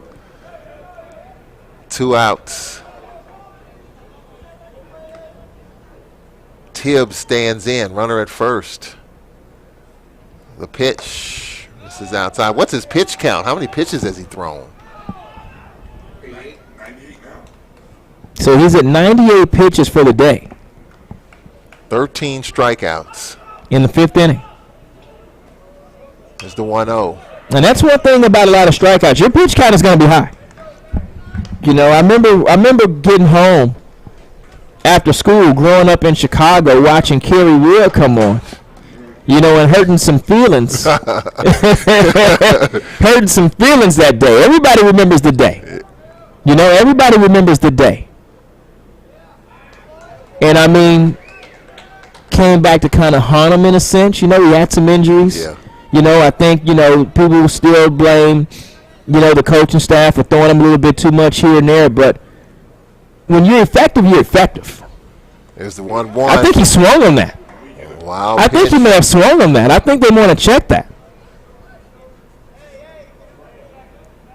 I don't know. You know, they do check. Yeah, they do check. Go around. So a wild pitch, and Brandon is at second. When are we going to go get an umpire's license? 2-1. When are we going to get this class in? I mean, I'm you know. Well, they checked it first. It was a ball inside. 2-1 the count. 2 out. Brandon at second. 2-0 Bluefield. The pitch from Frederick. Swing and a miss. And he's still at 87. He's touching 7 out there from the left-hand side. That's pretty good. Like the bullpen up. Yep. The bullpen busy for Xavier. The 2-2. Let up, misses outside. Full count. Full count here, 2 outs. I'd be looking for a fastball. Brandon will be taken off after this pitch. 3-2 the count, 2 out. Runner at second. 2-0 Bluefield State over Xavier. Here's the 3-2. Curve. Oh, he punched him out. Gets away from the catcher. Strike, wild pitch, strikeout. The inning is over. So a walk and 1 left. 5 left for Bluefield. Xavier coming up. Bottom 5. Bottom of the lineup coming up. Number 8 hitter Cousin. 8, 9, and 1. Cousin, Santos, and back to the top of the lineup. Back after this, timeout. 2-0 Bluefield. Back after this on the Black College Sports Network. 2002, Empowerment Resources, Inc., a nonprofit organization, has empowered more than 1,500 youth and adults in Duval and surrounding counties through its programs Journey into Womanhood, Girls Mentoring, Life Skills for Teens, and Parenting Education Coaching. To get involved with programs, volunteer, or donate, visit www.empowermentresourcesinc.org. Follow us on social media, facebook.com/empowerment.resources and instagram.com/empowermentjax. It was a monumental game for A&M and Tampa. It was a monumental game. Somebody had to lose, and thank God it was them this time. We knew it was going to be a battle. Look at Jake Aves' record.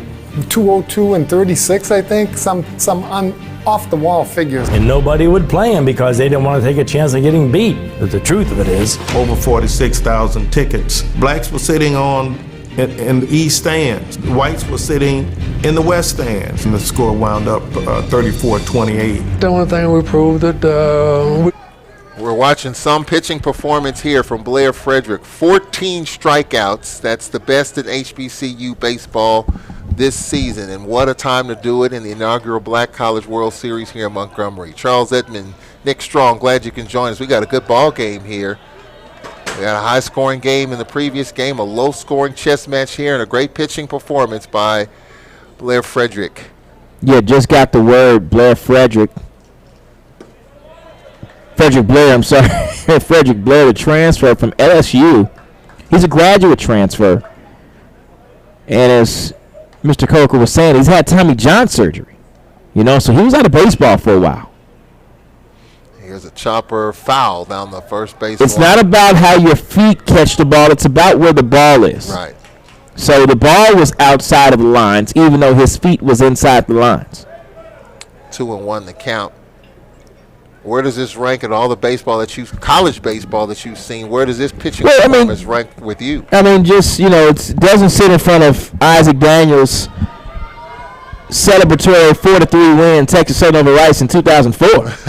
I mean, it doesn't sit there. It doesn't sit over that, but I haven't seen anything like this in HBCU baseball itself. Yeah. I've been a part of a team who struck out 14 or 15 times every once in a while. Yeah. But I mean, Frederick is really showing he's really showing his style out there tonight. Really showing his as we said, sax, as a sexiness through sax. He's really putting it on him there tonight here in Montgomery. Yeah. So I would like to kind of see Frederick go as long as he can. With this being Xavier's first game, I know they're losing 2-0, but I don't think he's having a bad game to where he needs to come out. His pitch count may be a little high, and Coach Holloway may want to work that, depending on how he wants his pitch count off of that surgery and, into the season and whatever he has going on next week or whatever. But other than that, I think he's doing a really good game. I think he needs to stay in. Santos, who stole the bases last time up. Brandon gets the bunt, throws to short, and it's a fielder's choice. 1-6, got the lead runner, Cousin. And that's not a good bunt there by Santos. I understand he was going for the sacrifice bunt, but you can't put it right back to the pitcher. You got to break out the bunting drill, Charlie. Where you put the cones out, on the first base line or third base line, and you try to hit it in between the cones. You have to make sure you hit a corner when you're sack bunting. The easiest play is back to the pitcher in that case. The pitch strike call from Brandon. We talked about the great job that Frederick is doing with 14 strikeouts. He's walked 3. But then you look at the other pitcher, Tanner Brandon. I mean, his team's winning right now. And he's just going about his business as the pitch comes away from the catcher to the right. Wild pitch. Great job by Santos to recognize the ball and dirt drill. We talked about base running earlier when I was on with Coach Brian Fulford over there. We talked about learning how to get that base running rep in, and that's something you got to practice every day. You've got to see that ball when it touches that dirt, kicks away from the catcher. You got to be quick as a cat to get down to second base. Yeah. You pounce on it. Here's the 1-1. Strike called.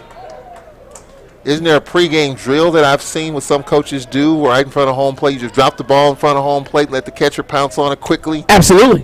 One thing I saw when we were up in Dallas, I saw something different in the pregame routine. I saw Southern, instead of the catchers helping out with the infield ground balls.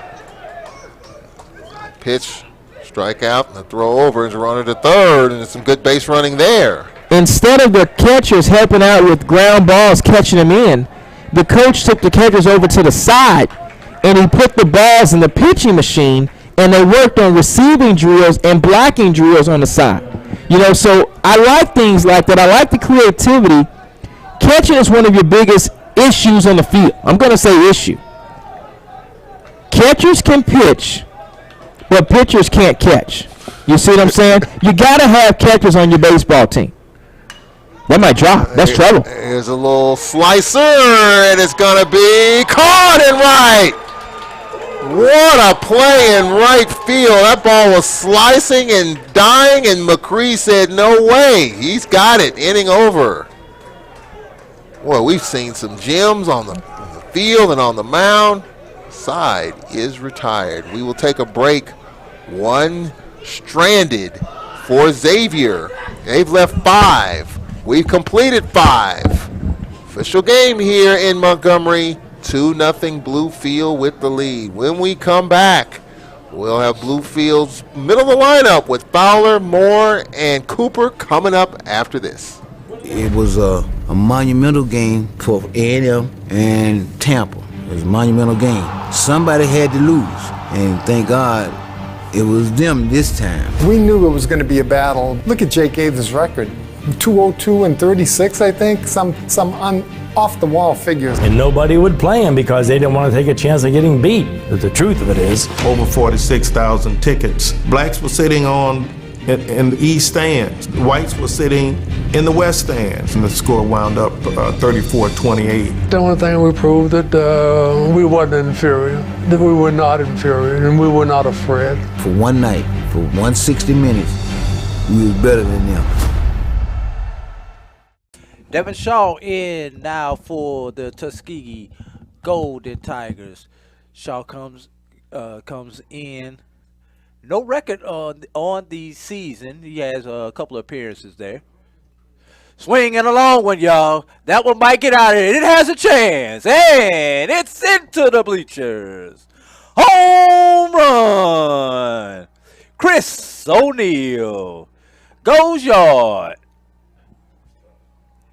That gives Lane a 10-0 lead right there.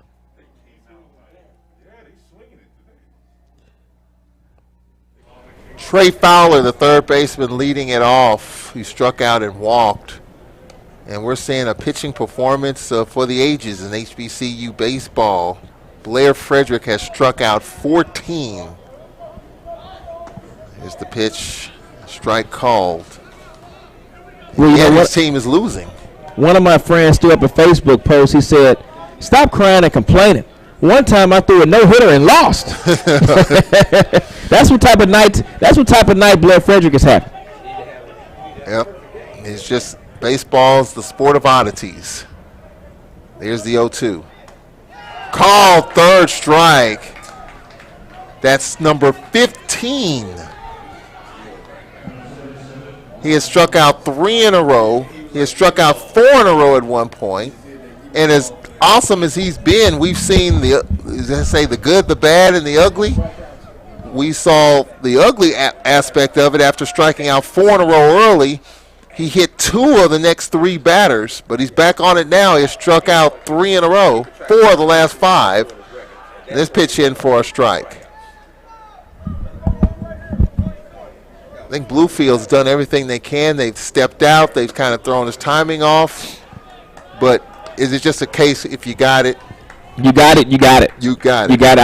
I've seen some performances out there where, I mean, you got it. You got it. You know. 1-1 the count. The pitch, swing and a miss. Number 77, Roman Moore, the catcher. Or the offensive lineman. Offensive lineman.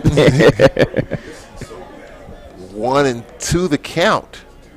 He's well over 100 pitches in this game as well. Here's the 1-2. One hop that one, 2-2. Well, got a little too fancy out there. Well, the bullpen is active. Yeah, I do see some action down there in the bullpen. He's got a righty. So what do you think about that? We talked about that a couple of innings ago. I mean, he's over. I know. I think he really might come in the game. I think he really might. He's at 105 pitches right now. Here's the 2-2 swing and a miss, and that is 4 in a row again. Let's take a look at this pitch right here by Frederick. And you take a look at the replay right here. Frederick is getting him on the inside half. He's feeding him outside. He's feeding him inside. But take a look at this hook. Take a look at this dip in this pitch. Looks more like a slider-esque. If you take a look at it, my goodness, on the inside hands, you can't do anything with that pitch. 2 out. That's 4 in a row. Twice he has struck out 4 straight batters. 16 strikeouts. 2 out, bases empty for Cooper. Number 8 hitter fouls it off to the This right. reminds me of Satchel Paige telling his guys to come off the field. I'll handle this. Come on in. You don't have to be playing defense. And Freddie just does a job on the mound. Here's the 1-1. Foul off. As a pitcher, I wondered subconsciously, you think, you know what? Everybody else just go in the dugout. I don't need anybody behind me. I can take care of this. I mean, it's not realistic, but you wonder if pitchers really think that when they're as awesome as they are right here with this pitcher. This pitch misses outside. I like to see Bluefield try to bunt a little bit more. You know, try to throw his rhythm off. You know, you don't want to go down in the record books with all the strikeouts tonight. You know, I think it's a mind thing. I think it's a mindset. I like to have him put it in play a little bit more. Here's the 2-2 high, full count, 3-2. Well, we talked about the 16 strikeouts. He's walked 3, and he's hit 2. Here's the payoff, Charlie. Time called. Time called. Ball got away in the bullpen. Yep. Ball got away in the bullpen. Now that doesn't go down in the pitch count. Oh. But you got to remember him. So if the pitch count says 105, he's really at 106. Talking with the umpire. He wants an explanation like the ball got away.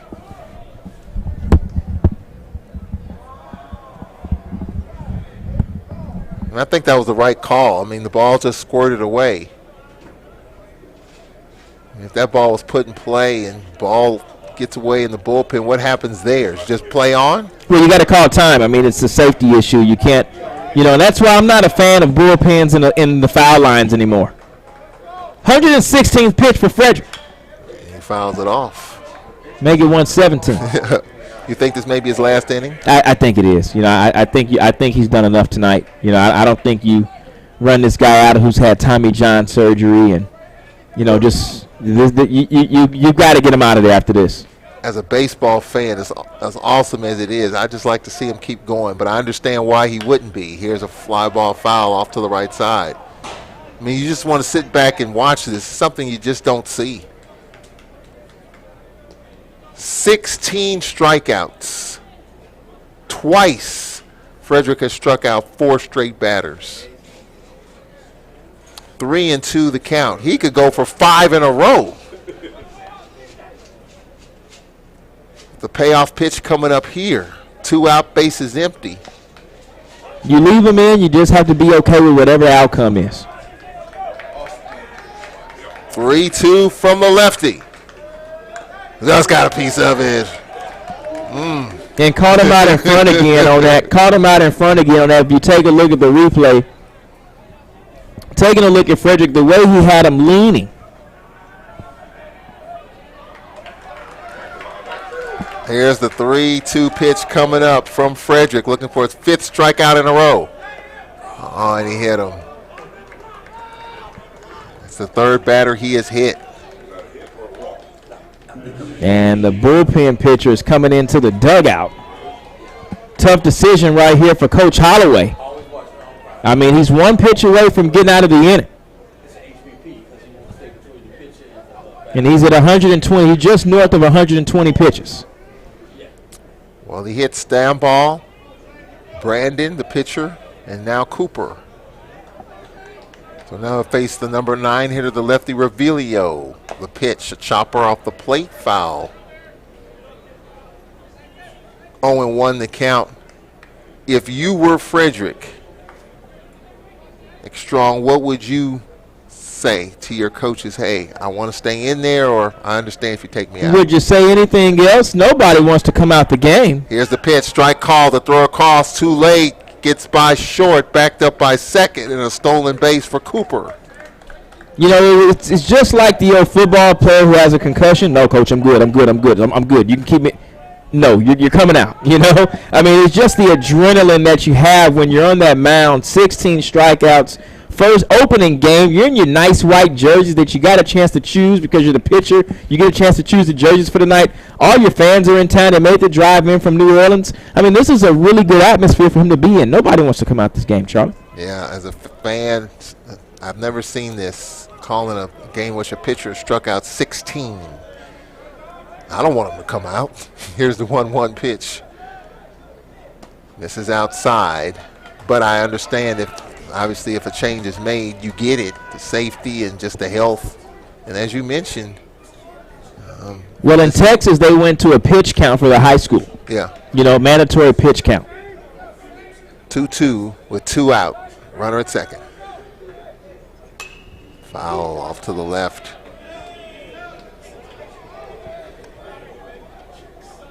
And how ironic is it, back in the first and second, Frederick struck out 4 in a row, and then what happened? He hit the next batter.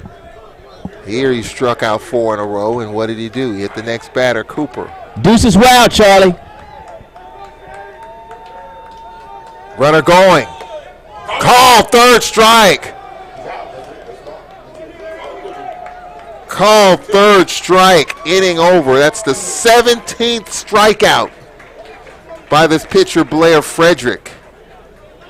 What a performance. Will this be his last batter? We'll find out in the next half inning. We go to the bottom of the 6th. 5.5 complete. Batter hit. 1 left. 6 left for Bluefield. Bottom 6 coming up. Have you had your back after this timeout? Bottom of the 6th inning coming your way as Gencio, Coleman, Rodriguez coming up after this timeout here on the Black College Sports Network. Blend coffee today? At Earth Blend Coffee, we take pride in offering you the very best of beans across the world, blended and roasted to perfection, giving you superior quality and satisfying and flavorful taste. Experience the world in one cup with Earth Blend Coffee.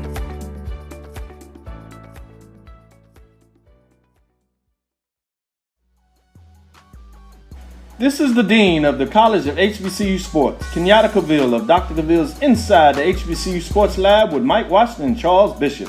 Come mix it up in the lab where the course lecture is in session every Tuesday from 6 o'clock p.m. Central Standard Time on Facebook Live, YouTube Spreaker, or the BCSN app, as we discuss all things about the HBCU sports culture, including exploring the week that was in the sporting HBCU diaspora, as well as the upcoming week of HBCU sports. With me, the Dean, the College of HBCU Sports, on Dr. Cavill's Inside the HBCU Sports Lab with Mike Washington and Charles Bishop. Course lecture dismissed. For 200. Back here live is Tanner Brandon back on the bump. Bottom of the 6th inning. Gencio at the plate. Struck out, grounded to short. This pitcher, Blair Frederick, and we don't know if his night is done or not, but with these 17 strikeouts, he's tied a NAIA season record in terms of number of strikeouts. This ball mile high in the air. That's trouble. Shallow left, caught in left by Stamball. 1 away. And with every strikeout, the records just keep on coming. The question is, will we be around to see it? Is Frederick's day done? Looks like a new relief pitcher getting warm down there in the bullpen. Not the same as earlier. I'm sure Frederick doing everything he can to influence coach to keep him into this contest tonight. But you wouldn't.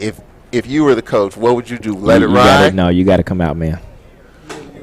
No, he's Tommy John. He's 117, really at 120. I'm just not a fan of, you got 14 guys on that baseball team. Here's the pitch, check, swing. I'm sorry, you got 14 pitchers on the baseball team, Yeah. 1-1 the count, 1 out.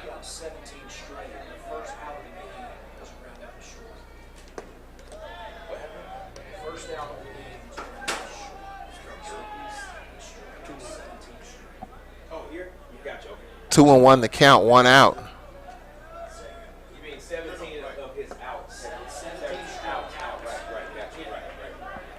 Count is 3-1 to Coleman. 2 walks and the pitch, strike called. 3-2.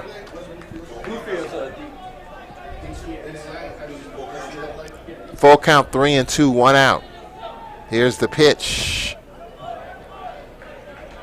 Do you think Tanner Brandon is aware that his opposing pitcher has these?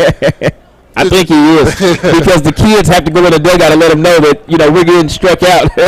and 17 straight outs have been recorded as strikeouts. Here's the pitch, a shot foul on the left Ever side. since that leadoff batter, it's been 17 straight outs have been. The next 17 outs have been strikeouts. Wow. 3-2 the count. What we're witnessing here is something special. 1 out. Here's the 3-2. Went down and got it. Shot in the left center, and this ball's going to drop for a base hit. Extra bases. Makes the turn to throw in the second. Offline, a double. Great job there to recognize that the center fielder didn't come up with it cleanly. Looking 2 out the box. And I'm standing up on second base, and now the Gold Rush have something going right here. Maybe the Gold Rush has found some gold. They need some runs, though. 1 out, runner at second. Coleman on base for the 3rd time. He walked in the 2nd, advanced on a balk, walked in the 4th, and doubled here in the 6th. It'll bring up Rodriguez. 1 out. Base runner in scoring position here for the Gold Rush, trying to get on the board, down 2-0. The pitch from Brandon. Fastball, strike called. Tanner Brandon still touching 85 right here. We talked about on the opposite side, Frederick still touching 86, 87 from the left-hand side late in the game. What is Brandon's pitch count? 0-1. Here's the next pitch inside, not far enough away for Coleman to advance. Is he at 100? And one of the things that I like right there from Rodriguez, if you can kind of notice, he's holding his runner up at second base. He's letting them know that that ball is not far enough for you to advance to third base. Great job there by communicating from the batter to the runner at second base. You see a lot of that. Here's the 1-1. Fastball trying to paint the outer half, didn't get the call. 2-1. 2-1 the count, 1 out, 2-0 our score.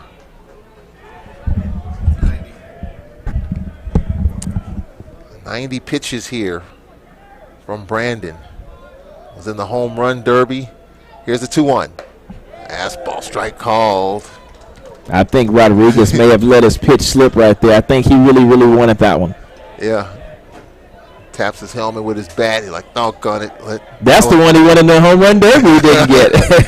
That was my pitch. Will he get it again? 2-2 the count, 1 out, runner at second. Tying run at the plate. The 2-2. Call, third strike. He was leaning. I don't know if he was expecting that.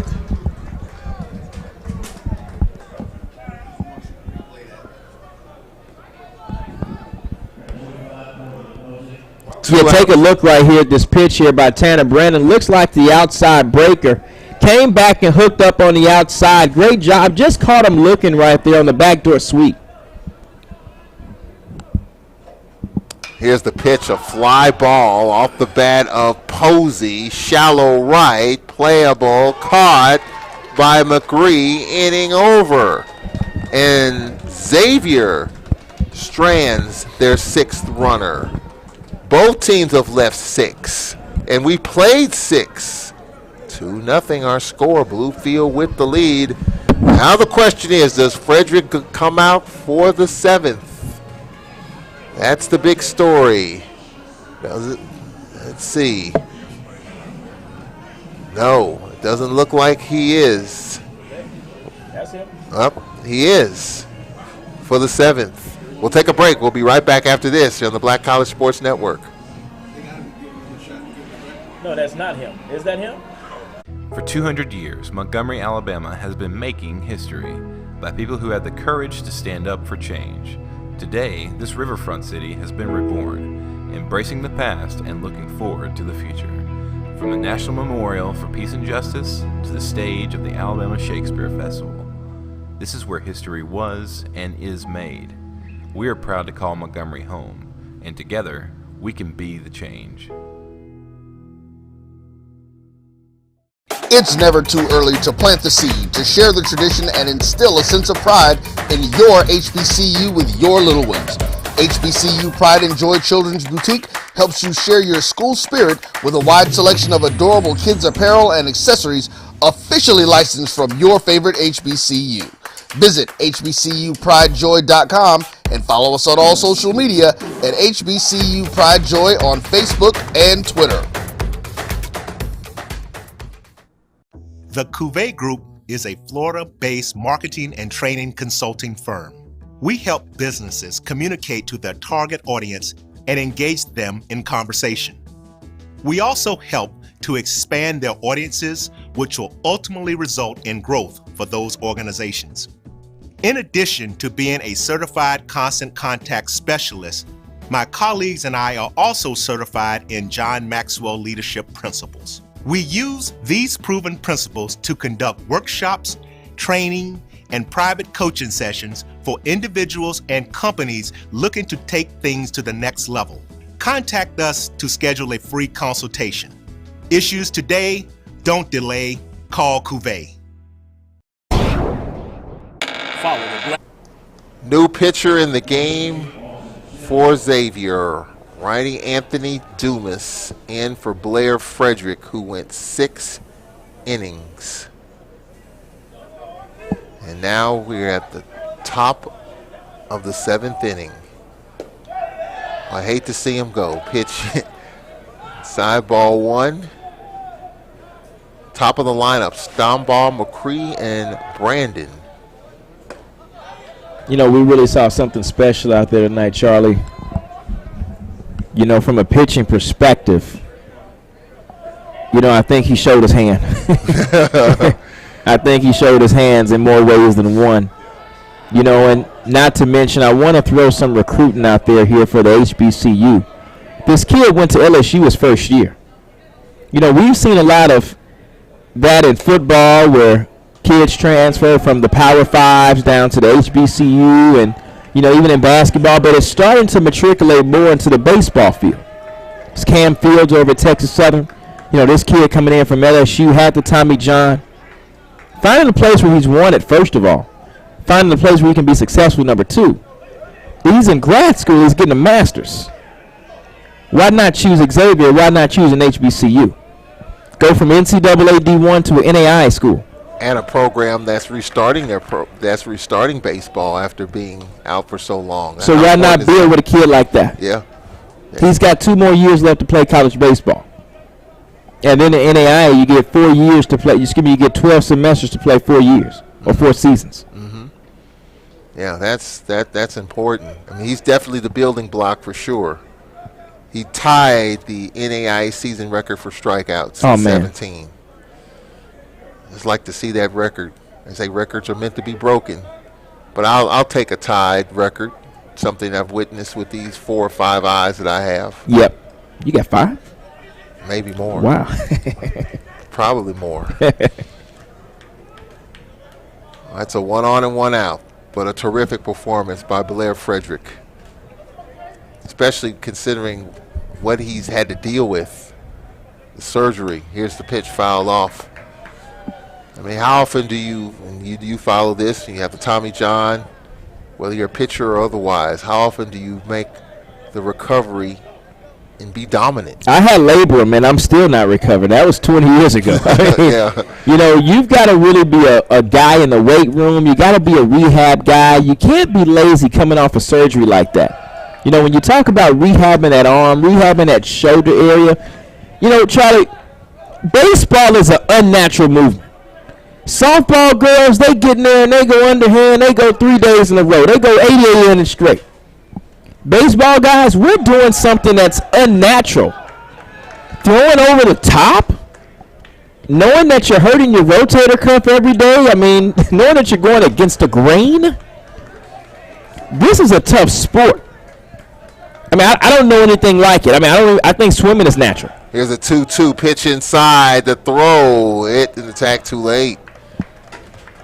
Catcher had to really adjust there. And the stolen base for stand ball. So Bluefield State trying to add to their advantage. They're already up 2-0. Yeah, and again, one thing that Bluefield is doing is putting that pressure there on Xavier. No outs here, leadoff man on base. New pitcher in. You take off the first time, you can get a chance. The righty Dumas at the belt brings it home, fouled off. The line that I have on Blair Frederick, 6 innings pitched, 2 runs, 2 hits, 17 strikeouts. He's walked 3 and he hit 3.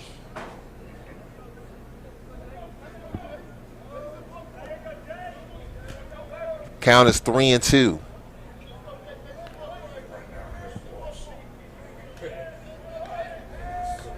He can't win it. Here's the pitch, ball 4.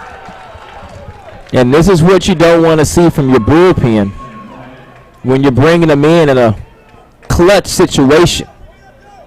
Yeah, that's why the coach is coming out now. We'll take a break right here. It's 2 on and none out after the dominant performance by Frederick. Now you bring in Dumas and trouble awaiting. 2 on, none out, 2-0. Bluefield. We'll take a break. We'll be right back.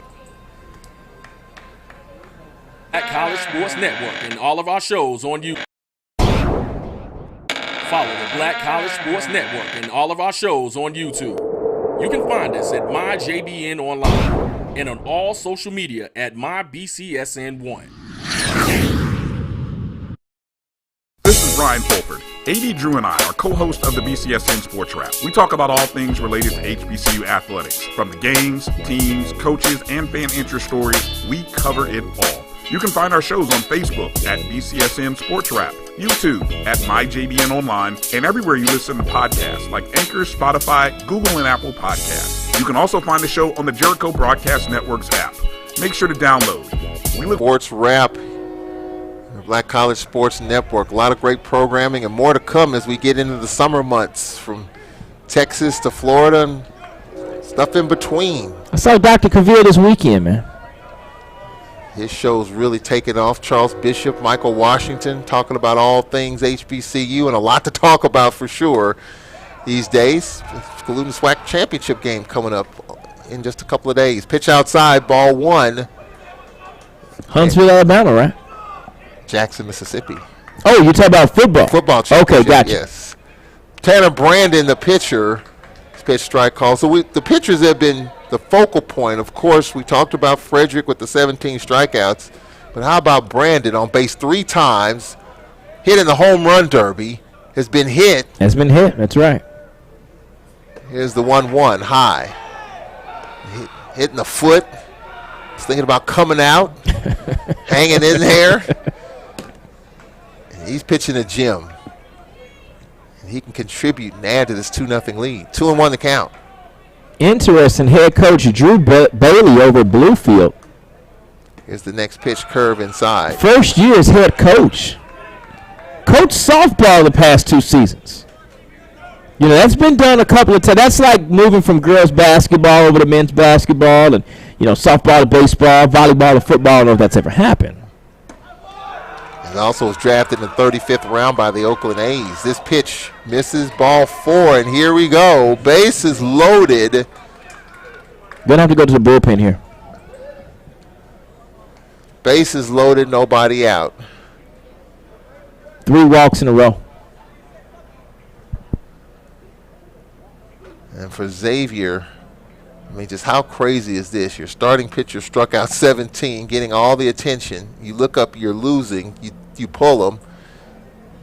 And right now, Dumas is still in there as a conversation. What is this conversation like? Bases loaded, nobody out. Well, again, you're one pitch away, technically, from getting out of this inning.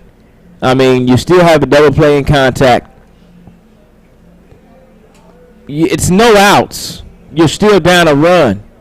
But now I guess you're just giving your time. You're giving your bullpen guy a little time to throw a couple of extra warm-up pitches. So they're going to bring him in. It was a delayed decision, or was it a delayed decision? But that's what I'm saying. You go out there, you just give your guys some more time to warm up. Yeah. You can let them throw a couple of extra warm-up pitches before you actually bring them in. Well, that'll take us to a break. We're going to take another time out here. We'll give you the third Xavier pitcher when we return. Follow the Black College Sports Network and all of our shows on YouTube. You can find us at MyJBN Online and on all social media at MyBCSN1. This is Ryan Fulford. AD Drew and I are co-hosts of the BCSN Sports Wrap. We talk about all things related to HBCU athletics. From the games, teams, coaches, and fan interest stories, we cover it all. You can find our shows on Facebook at BCSN Sports Wrap, YouTube at MyJBN Online, and everywhere you listen to podcasts like Anchor, Spotify, Google, and Apple Podcasts. You can also find the show on the Jericho Broadcast Network's app. Make sure to download. We look forward to you joining the conversation and being a part of the show. Shot to third base. Great stab right there by Armstrong. And Jones across the diamond to get him out right there. What a play there by Armstrong. Hey, look, and you can see Arias giving some love to Armstrong with the head nod, but that was a great play. Watch the replay there. What I noticed first, Drew, is the minute Armstrong took off, he led with his glove out. He had his glove out ready so that by the time... For 200 years, Montgomery, Alabama has been making history by people who had the courage to stand up for change. Today, this riverfront city has been reborn, embracing the past and looking forward to the future. From the National Memorial for Peace and Justice to the stage of the Alabama Shakespeare Festival, this is where history was and is made. We are proud to call Montgomery home, and together, we can be the change. Since 2002. All right, the third pitcher, second in this inning, is Jamal Allen, the 6'5", 170-pound sophomore from Birmingham. Wallace Community College transfer. He's got a brother, Jonathan Allen. And talk about this spot here. Bases loaded, nobody out. And Bluefield State has an opportunity to crack this game open. Well, one thing I want to see here from Allen, first of all, is a strike after the 12 straight balls that was just thrown there by their last pitcher. But you want to bring your corners in right here. You want to bring your whole defense in probably. There's a fly ball, shallow left. Shortstop, left fielder comes up with it. Great play there by the left fielder. And the shortstop got down on it just to get out of the way. And make sure you can get the throw in. Well, that helps Xavier tremendously. Now double play will get out of this mess. Yeah, and I mean, I wanted a strike, but you know, first pitch outs isn't bad either. The first pitch out isn't bad. No. Well, bases loaded, nobody out situations in any level is just trouble waiting to happen. Bases loaded, one out here for Tibbs. Tibbs, fastball, check swing. They check it first. Oh, he went around. And he touched 8 right there. He touched 88. Well, from here, if you look at the numbers, Allen 6'5", a tall righty. Sophomore brings it home. Strike called, 89. 1-2 the count. Tibbs struck out 3 times. Now, Jamal Allen is not a usual starter. He's a relief pitcher out the pen. Has only started 1 game, has played in 6. The next pitch high to Tibbs. Tibbs was the second strikeout victim of Frederick, the 8th strikeout victim of Frederick, and the 14th strikeout victim of Frederick. 1-2 the count. The pitch. There's a shot to left. Could be a play at the plate. Caught in left. Runner tags and comes back. Bad base running there by the runner at third. He kind of went in first. I mean, not that he had a shot, but you want to get back to the bag as quick as you can right there. He kind of thought that ball was dropping. So he took a little bit off the third base and then got back to the bag, then tried to come home. Your balance is all messed up now, Charlie. Yeah. You can't get home on that. Yeah. So he should have just held tight, tagged up, and tried it? Well, off the rip, in the air, bases are loaded. The ball is hitting the outfield. You're going to score on the ball even if you're on the bag. So worst case scenario, you score a run. You get to the bag as quick as you can. Great job, Allen, to get 2 straight outs. And stand balls at third, McCree at second, Brandon at first. His pitch strike called to Fowler. Fowler has struck out twice and walked.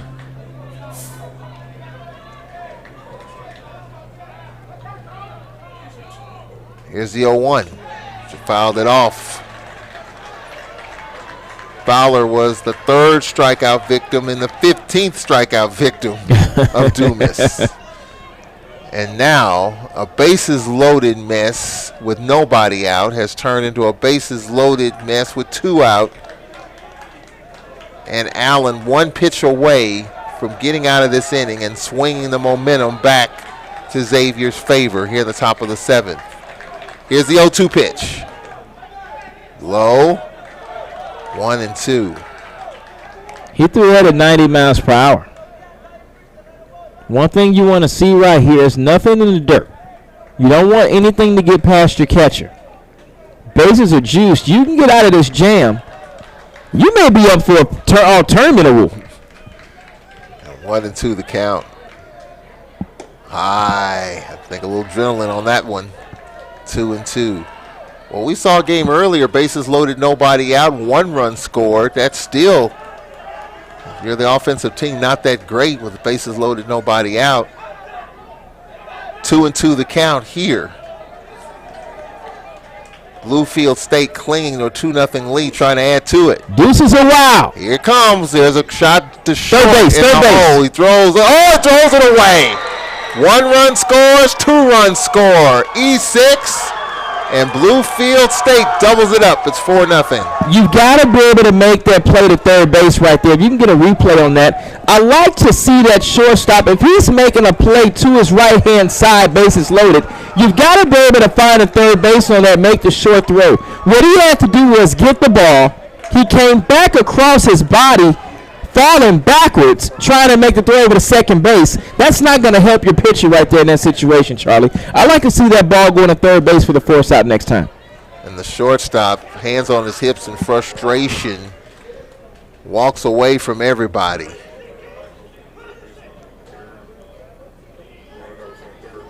That's Rodriguez. I mean, how tough is this for Xavier? Your starting pitcher tied a NAIA season record with 17 strikeouts. And was trailing 2-0. Trailing 2-0. Now you're trailing 4-0.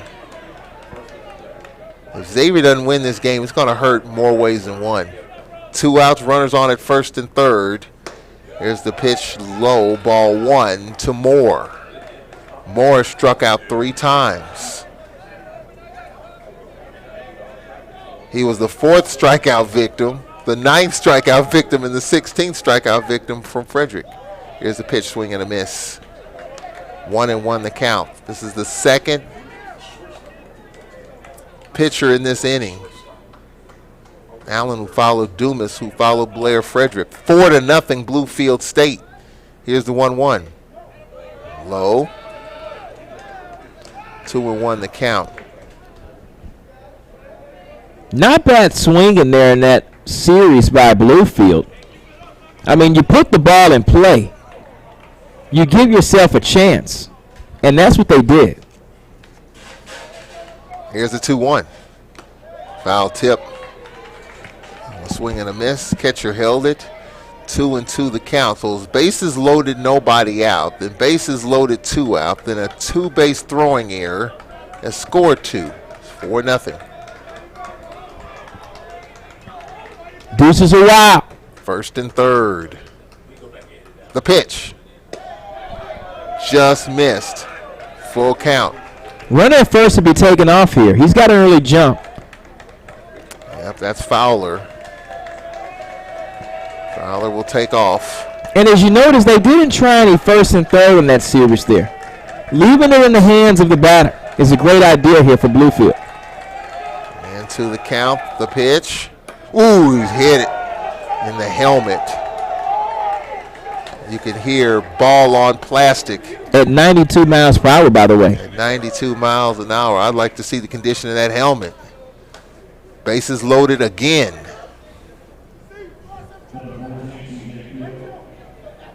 C.J. Cooper stands in.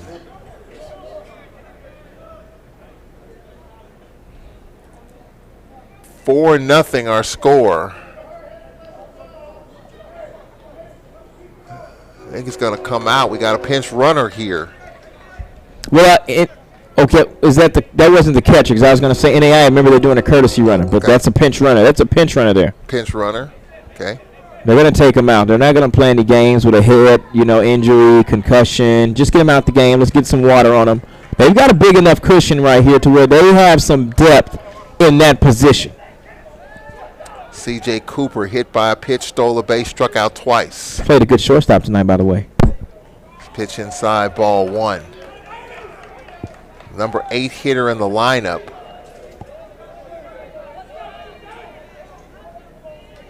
Bases loaded again for the Bluefield State. There's the pitch, strike called. This inning has featured 2 batters hit, 2 walks, a stolen base, and an error. 2 in for Bluefield.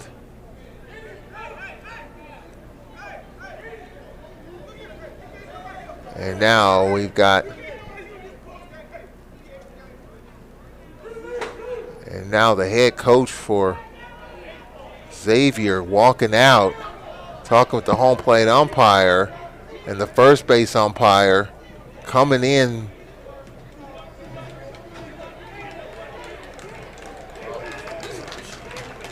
And this is, I want to see this. I'm not sure what the issue was, but it looks as though the coach was coming out to protect one of his players.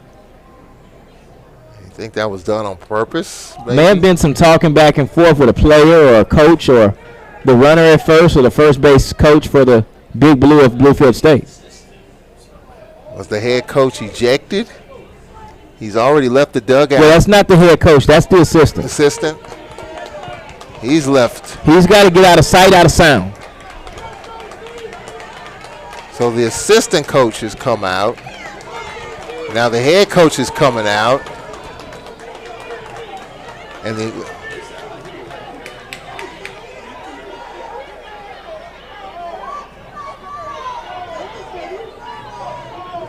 now the head coach is pleading his case, saying, hey, we're just trying to protect our guy. And you can hear the crew chief saying, you can leave too.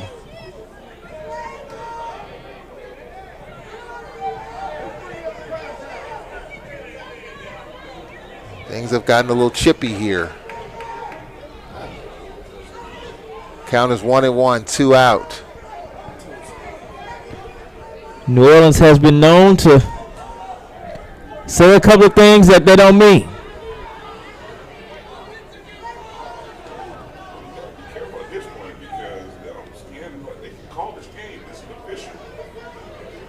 And still some discussions into the dugout of Xavier.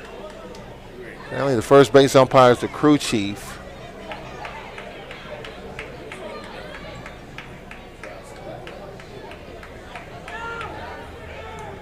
Well, the assistant coach for Xavier has left. The head coach is still around. And he may be confined to the dugout. Now time has been called here. Trying to settle this thing down.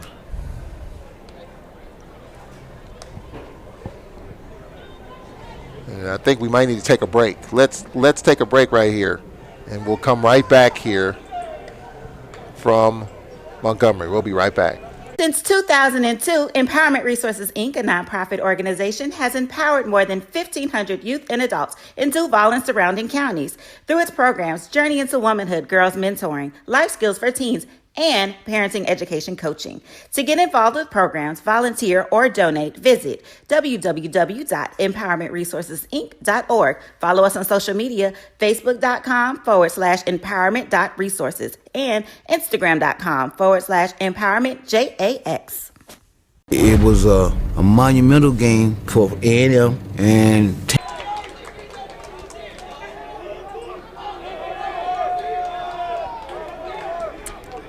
1-1 the count, 2 out. The conversation is over. Allen at the belt, brings it home. Misses outside. Bases are loaded. 2 in for Bluefield. They lead 4-0 over Xavier. Charles Edmond, Nick Strong, and Nick, how do you dissect what just happened there? Is there any explanation for it? Well, I've seen one coach get thrown out at a time, but I haven't seen 2 coaches get thrown out in one pitch. Both assistant coaches have got rung. Out of sight, out of sound. 3-1 the count. So they have to go back on the bus, or they have to be outside the stadium at this point. Here's a 3-1. Ground ball to first. Inning over. But Bluefield gets 2 runs. There was not a hit in the inning. 2 were hit, 2 were walked, 3 were left. And we go to the bottom of the 7th. 4-0. Bluefield. It was a monumental game for A&M and Tampa. It was a monumental game. Somebody had to lose, and thank God it was them this time. We knew it was going to be a battle. Look at Jake Ave's record. 202 and 36, I think. Some off-the-wall figures. And nobody would play him because they didn't want to take a chance of getting beat. But the truth of it is, over 46,000 tickets. Blacks were sitting in the east stands. Whites were sitting in the west stands. And the score wound up 34-28. The only thing we proved that we wasn't inferior, that we were not inferior, and we were not afraid. For one night, for 160 minutes, we was better than them.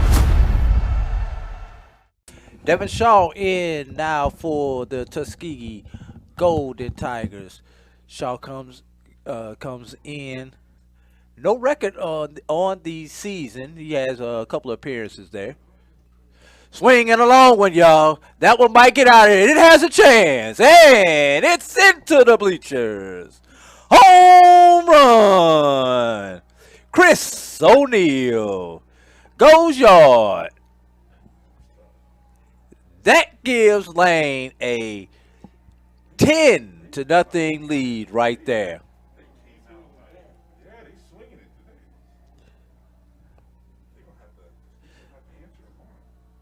Lane College Dragons have put up a 10 spot on Tuskegee thus far. And Tuskegee. Have you? 10th inning. Cortland Posey stands in.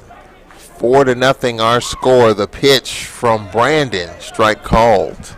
Tanner still going strong here for the Big Blue, Charlie. Despite the starts and stops. Here's the 0-1. Fouled straight back 0-2. This game not lacking for action, strikeouts, and intensity. We had a little bit of everything here in day 2. We've had our first home runs. We've had a 17 strikeout performance. Home run derby.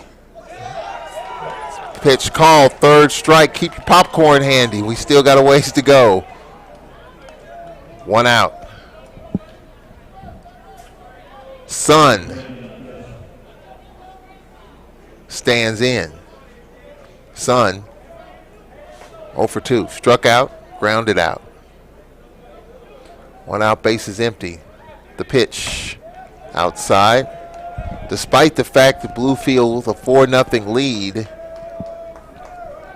they have stranded 9 runners on base. 1-0 the count. The pitch misses outside. And nobody in the bullpen down there for the Big Blue. Coach Bailey sticking with his guy tonight. Yeah, he's toughing it out. Here's the 2-0. Of course, this pitcher, Brandon, hitting third in the lineup. Played in the home run derby right before this game. Count is 2-1. It's the 2-1 pitch. Chopper to third on 3 hops. Throw across low. Couldn't be scooped. Let's see how will they rule that a hit or an error. I think they're going to give that an E5. You got to come across and make that play. Nevertheless, you got to make the play as the first baseman. I mean, but you can't expect him to make it. But he did a good job by keeping it in front of him. Didn't let it get past him. Saved the base. Trey Fowler, range to his left. E5, base runner for Xavier. There's the pitch, swing and a miss.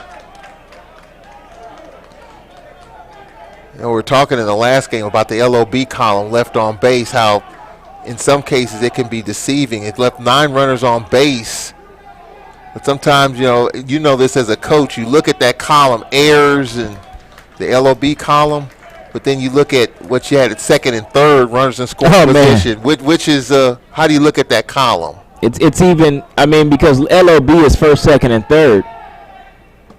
Scoring position is definitely second and third. I'd rather look at the LOB. I'd rather look at the LOB. Leaving runners in scoring position just hurts you. Yeah. I mean, especially in a shutout game. You haven't scored any runs. You're having some issues there on the field.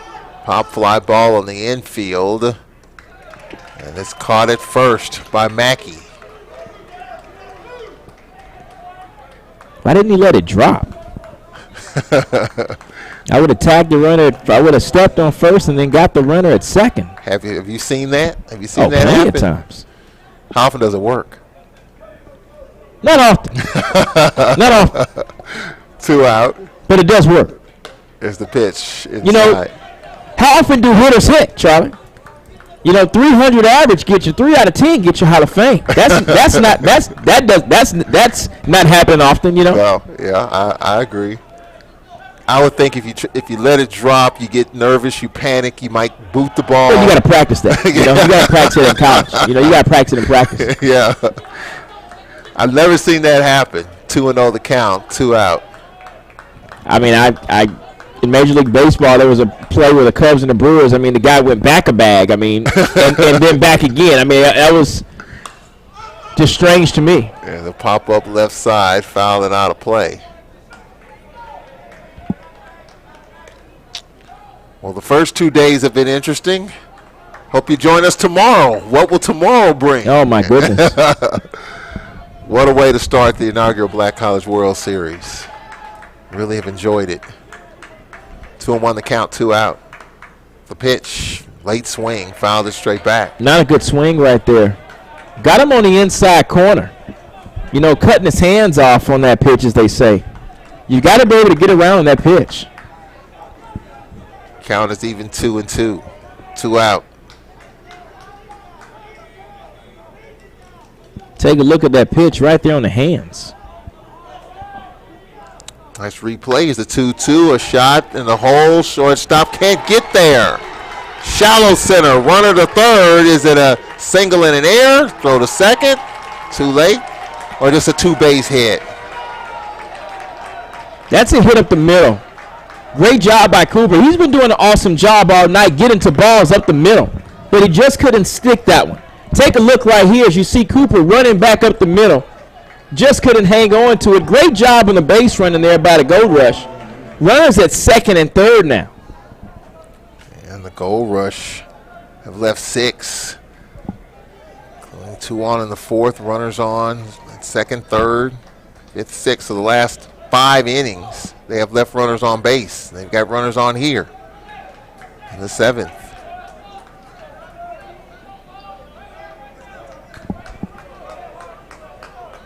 Antonio Rodriguez. They went around. 0-1 the count.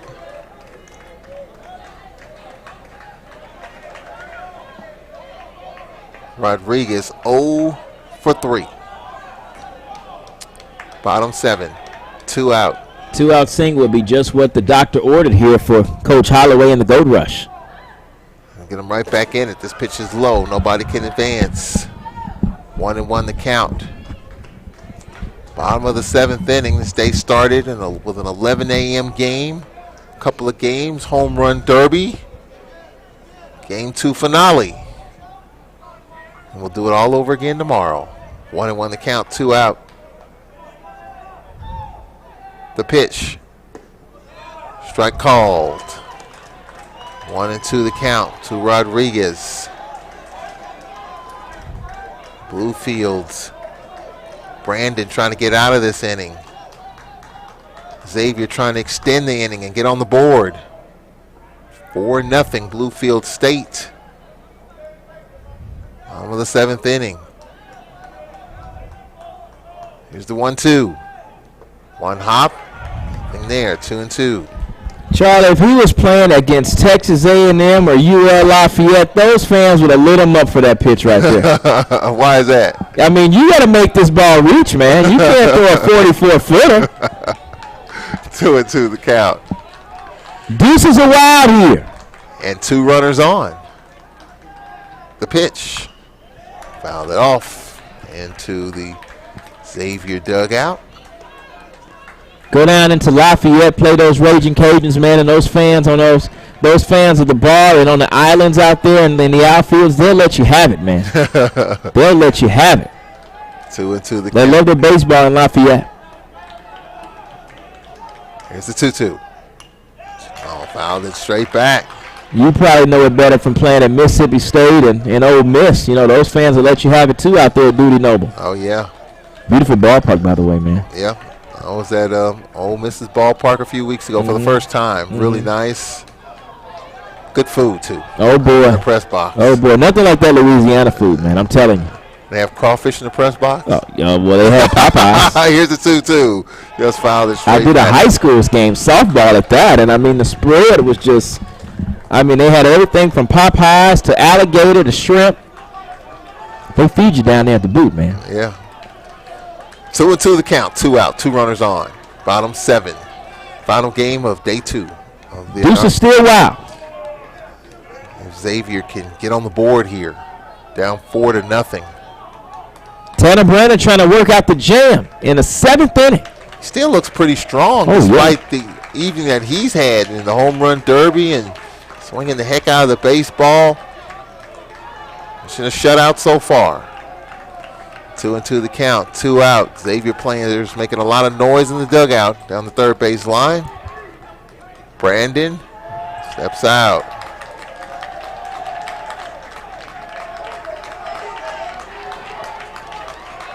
A lot of intensity down there in both dugouts. Yeah. Here's the 2-2 coming up.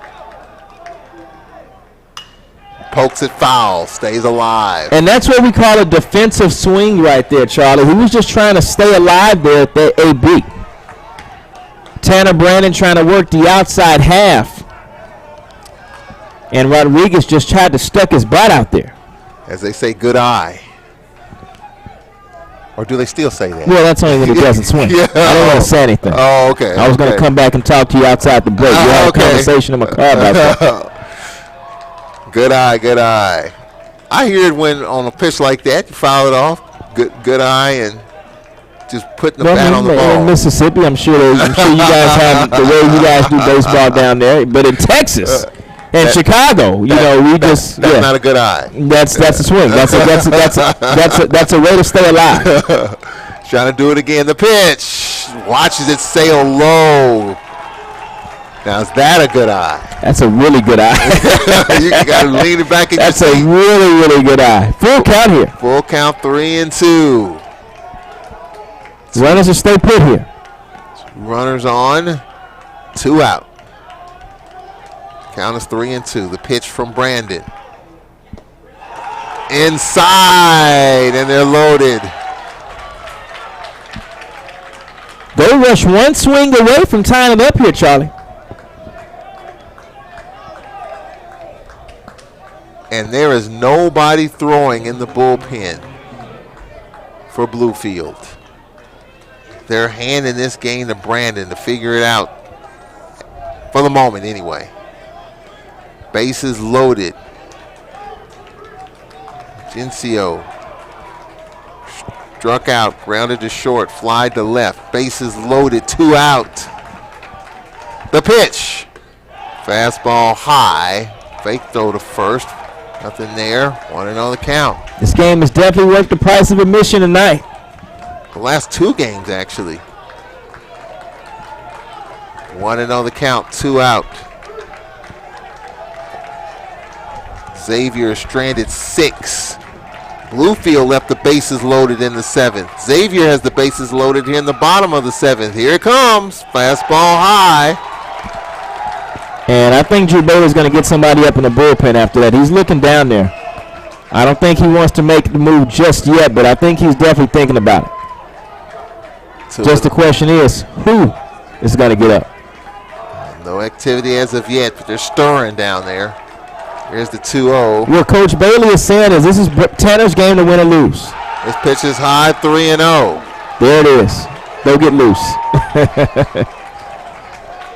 Bullpen catcher running out of the dugout to get loose quickly. Some people may have a 3-0 green light right here. In this case, I think you play for the run for the walk. There's a 3-0. Strike call. And not a good pitch to swing at 3-0, by the way, anyway. It's the outer half. Now 3-1, you get him the green light right here. 3-1 the count.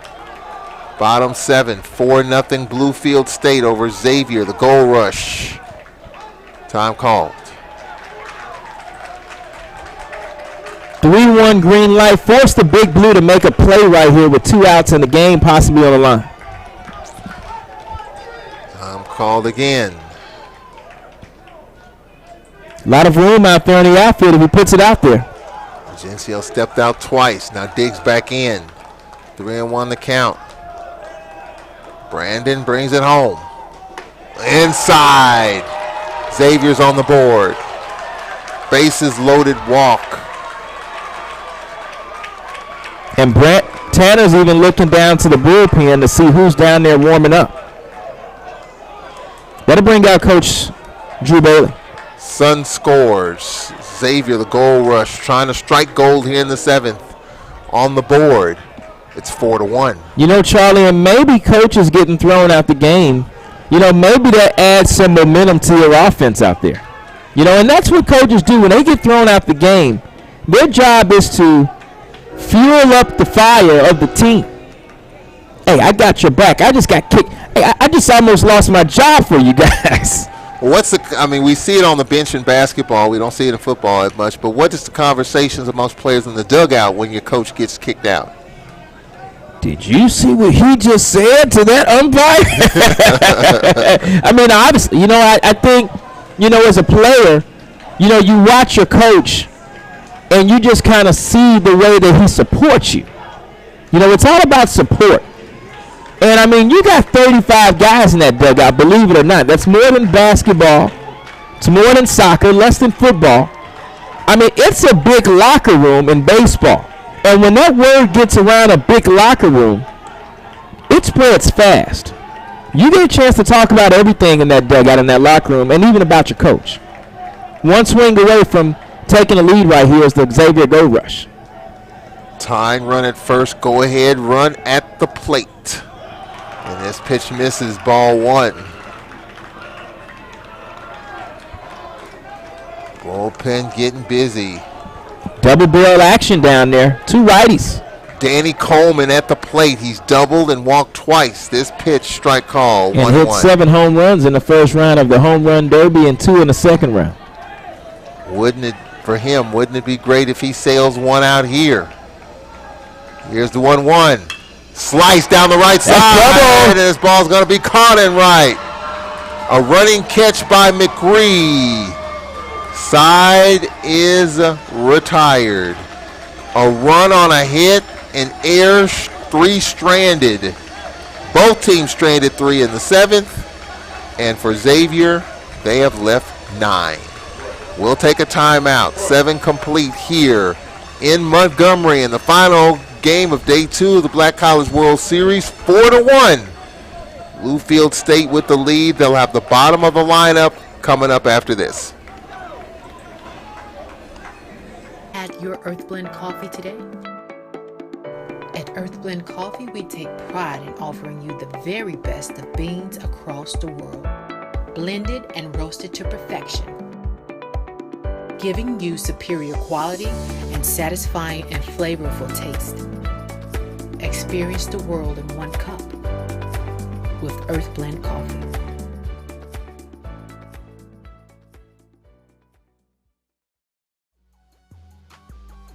This is the Dean of the College of HBCU Sports, Kenyatta Cavill of Dr. Cavill's Inside the HBCU Sports Lab with Mike Washington and Charles Bishop.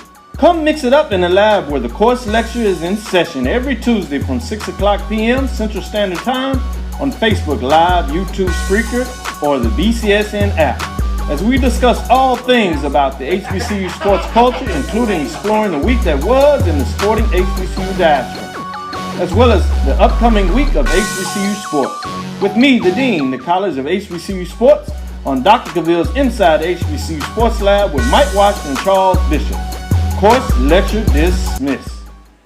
For 200 years, Montgomery, Alabama has been making history by people who had the courage to stand up for change. Today, this riverfront city has been reborn, embracing the past and looking forward to the future. From the National Memorial for Peace and Justice to the stage of the Alabama Shakespeare Festival, this is where history was and is made. We are proud to call Montgomery home, and together, we can be the change. It's never too early to plant the seed. Top of the 8th inning for Bluefield State. Jamal Allen on the mound. As the pitch misses outside, ball 1. As the time gets closer to 11 o'clock, Charlie, I mean, we've been out here, a couple hours, and, we've seen just some good action here on the mound. We've seen some good pitching performances from both sides. We've seen, a good piece of defense on both sides of the ball when you can get it. Here's a bunt. Pitcher fields, plants, throws high. Allen threw a 100-mile-an-hour fastball to first. They score that. I'm going to give him a hit on that. I mean, you can't expect. Well, I mean, the runner was going to beat the throw out, first of all. And, if I'm the pitcher, I kind of let my third base hop on that play. I kind of give my defense some chance because I've got to throw and run over there. I'll let my third baseman handle that next time, Charlie.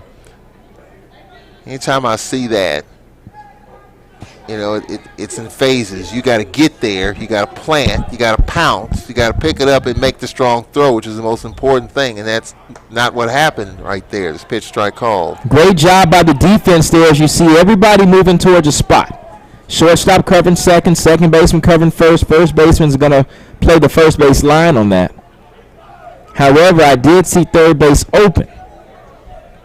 So somebody needs to make sure they're covering third base so they won't run a button run like they did in that first game and that were Waters and Rust. Stand ball at the plate. Hit twice. Walked once. Struck out. Here's a bunt. Foul on the third base side. You see nobody's at third base right now. If I'm that runner at first, I'm taking off on the pitch, and I'm going to truck over to third base on the throw from the third baseman to the first baseman. 0-2 the count. 4-1 our score. Bluefield State's their second game. Bluefield State in West Virginia. They did their mascot, the Danes. Even though they're still called Big Blue. We talked with the radio guy. They added the Danes to part of their mascot, trying to get some clarity to it. Here's the 0-2 bunt. Back to the pitcher. He fields, throws. Got him. Short one. Over to first. He's safe. 1-6 fielder's choice. Great job there by Allen to make up. The ball always finds a way to find you after the first mistake you made. Take a look at the replay if it comes up. He got a chance to get the ball there to the shortstop, and he got the first out. He got the lead runner. Take a look there. There's the PFP, and even the shortstop tried to get on over to first base. I like that play by the shortstop, although he was safe. Great job by the defense in that bunt situation there. And now double play will get out of the inning. McCree walked twice, struck out once, grounded to short. The pitch off the pitcher to second. That's 4, two. 6. Oh, my throw. Karam's off the gate of the dugout. Karam's right back in the field of play. 1-6. Take a look at the replay right here, right back up the middle. Off the pitcher's glove, second baseman tossing it over to the shortstop and just making a high throw with the first baseman's head. Luckily, it rolled back into play and not out of play. That would have been a double play. They would have been in the dugout by now. It would have been close, but I think he would have been out with a clean throw. 2-out runner at first.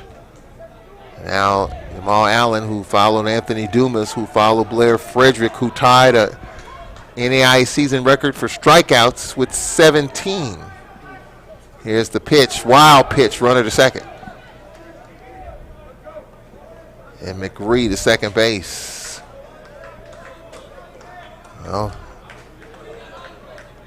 that helps Bluefield. Could hurt Xavier right there. 1-0 the count. Runner in scoring position. Top of the 8th inning. 4-1, Bluefield State over Xavier of Louisiana. Xavier's first game here in Montgomery. Looking for Bluefield. 1-0 the count. The pitch. Up and in. Count is 2-0. Good spot there to brush him back off that plate. I like to see more of Allen going to the inside half. With as hard as his fastball is, it's going to be hard to get around on that. Here's a 2-0.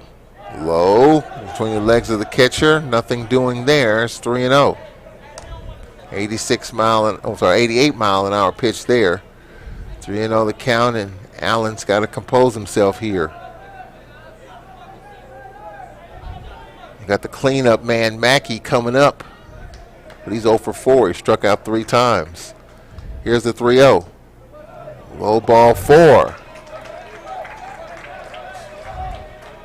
That's the 3rd time Brandon has walked. That's the 5th time he's been on base. Oh, man. Mackey, just the opposite. Looking to get on base for the first time. He's 0 for 4. 3 strikeouts. 2 out, 2 on.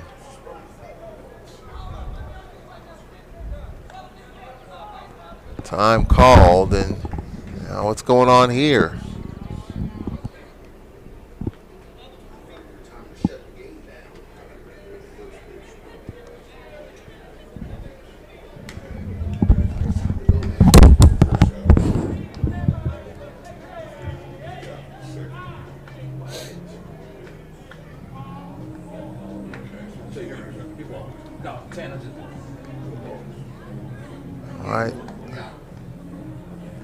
All right, so what we have here.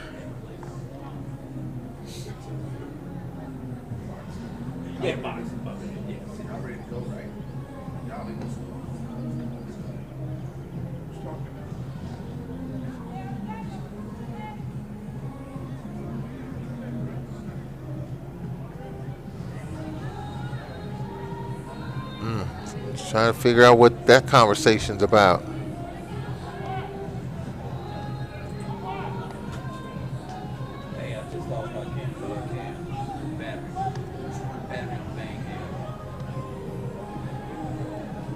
So 2 out.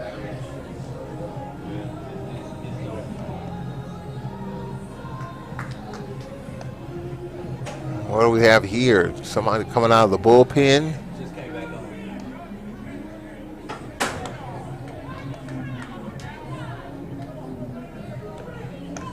Charles Edmond, Nick Strong here trying to figure out this delay.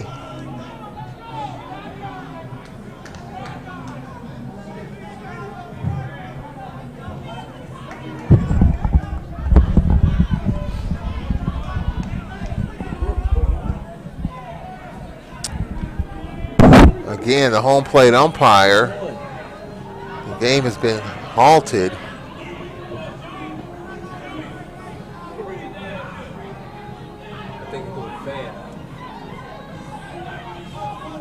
And we don't know what the delay is about.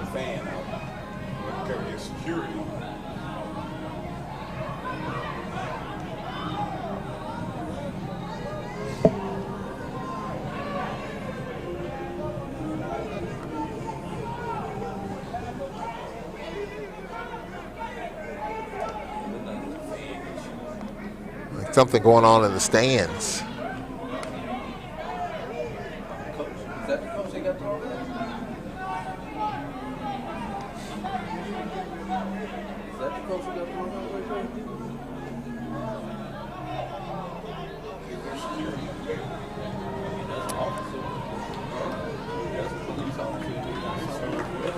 All right, we're ready to resume action.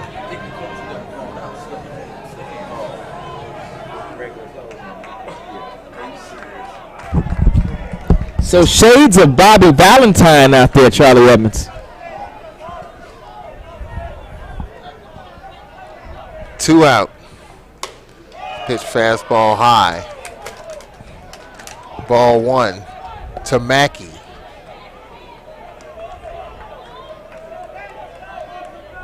Two out, 2 on for Bluefield. This pitch misses outside. Now these type of delays, time called, and now Allen's going to get a talking to here.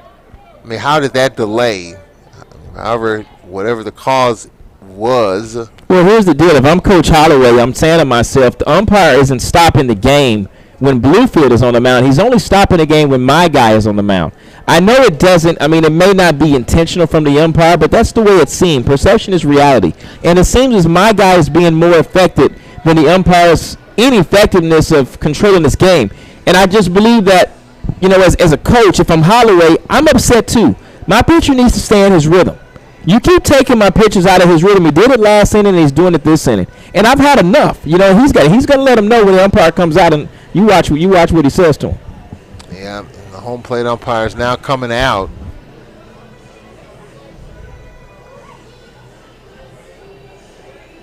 So he's facing his players. And what Holloway is saying, he's saying to his players, let me know when he gets behind me. And when he comes up and says something, then I'm going to say something to him.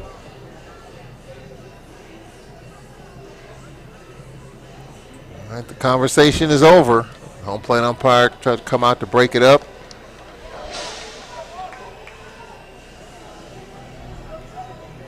Two and 0 the count, 2 out.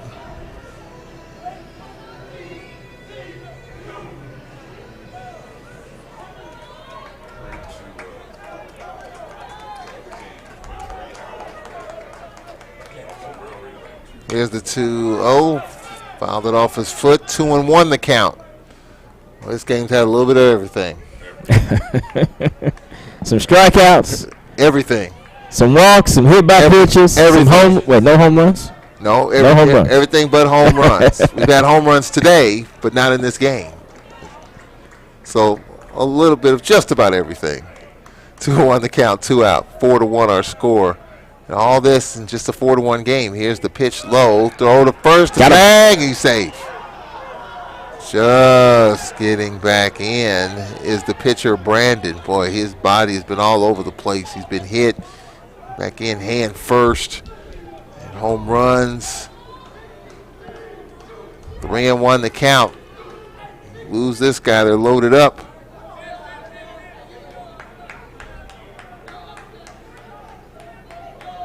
Here's the 3-1. All 4, they're loaded up. They're loaded up for Tibbs. Tibbs should be overdue.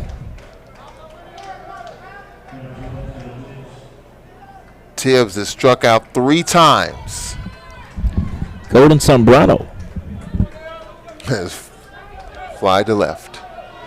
All right, here we go. Bases loaded. Top of the 8th inning. 4-1 Bluefield State. The pitch. High and outside, ball one from Jamal Allen, the third pitcher for Xavier. Looks as though he was trying to throw some sort of slider or off-speed pitch, just couldn't get a good grip on it out of his hands. Here's the 1-0, strike called, 1-1. You look ahead to the bottom of the eighth for Xavier. 5, 6, and 7 coming up. Rodriguez, Posey, and Son. It's 4-1 game. The pitch. Fouled straight back. And now, despite the starts and stops, pitcher Jamal Allen, one pitch away from getting out of this jam. Yeah, Jamal Allen has done his job, you know. He's come in, he's making a pitch. He's throwing as hard as he can. He's getting the calls that he's wants. Umpire's not a bad game behind the dish. All the bad calls from, in our opinions, have been on the field. Here's the 1-2. Foul off to the right. A lot of folks have stuck around here as we're approaching the 11 o'clock hour. Well, if you make the drive from New Orleans, you ain't going back tonight, I tell you that. 1-2 the count.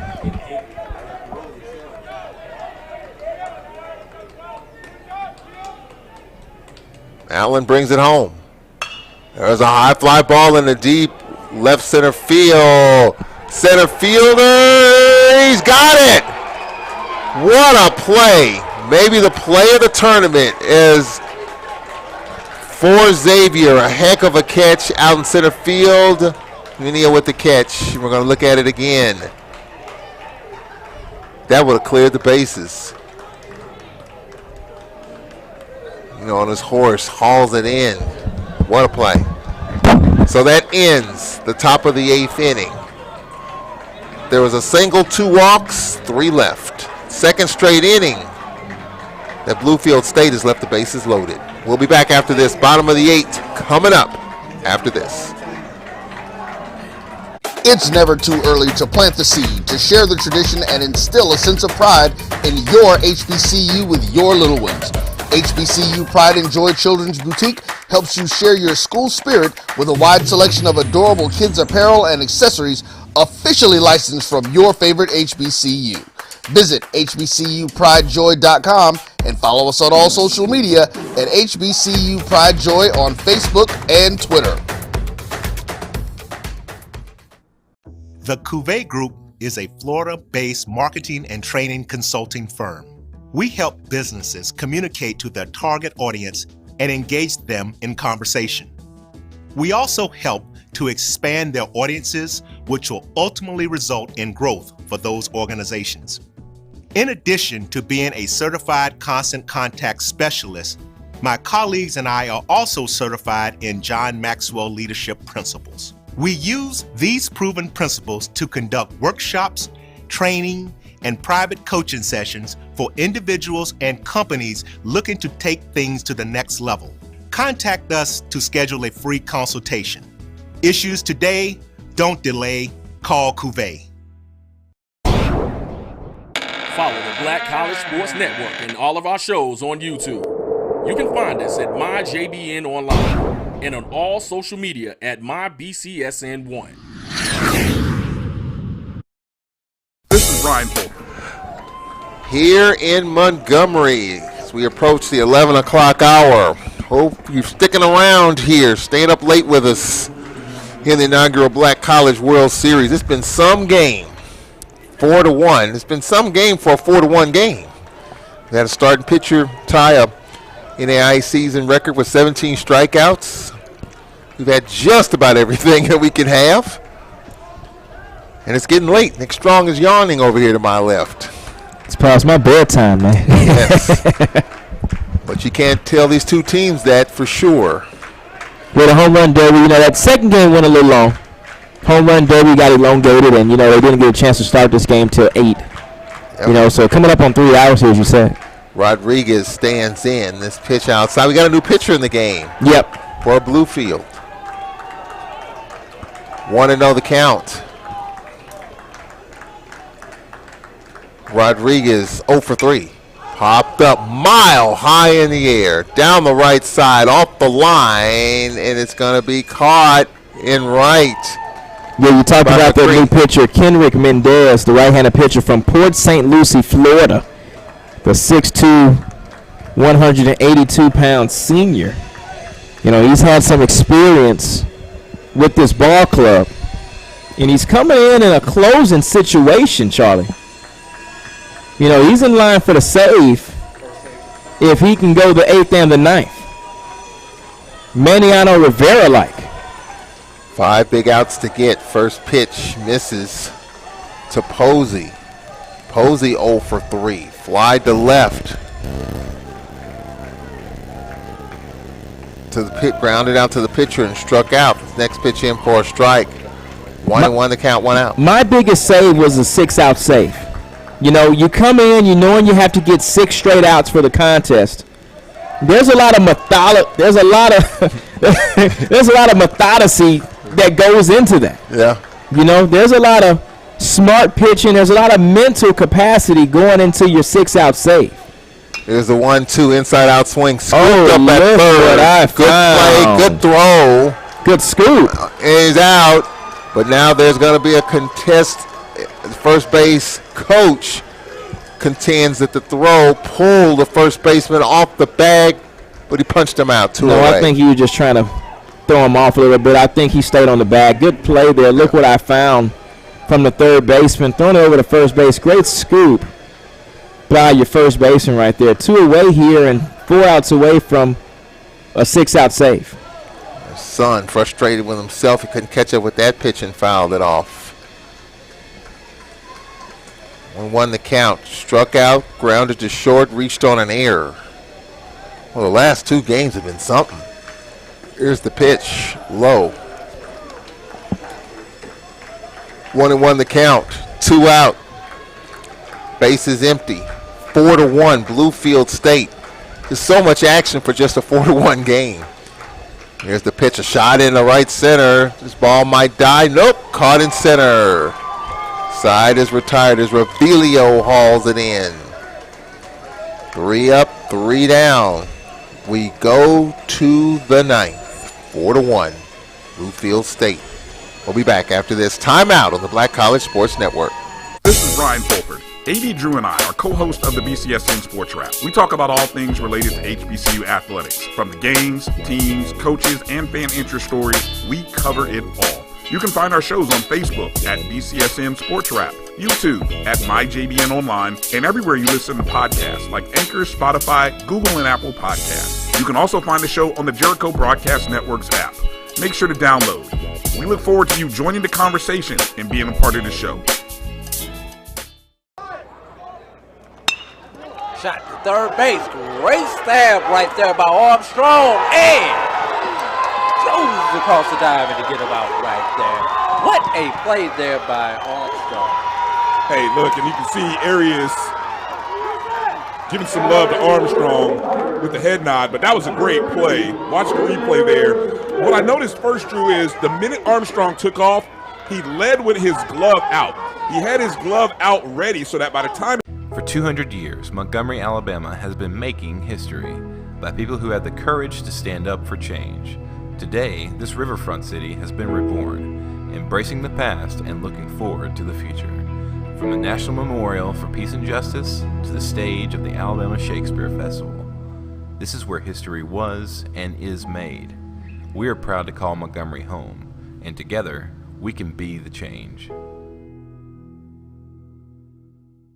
Since 2002, Empowerment Resources, Inc., a nonprofit.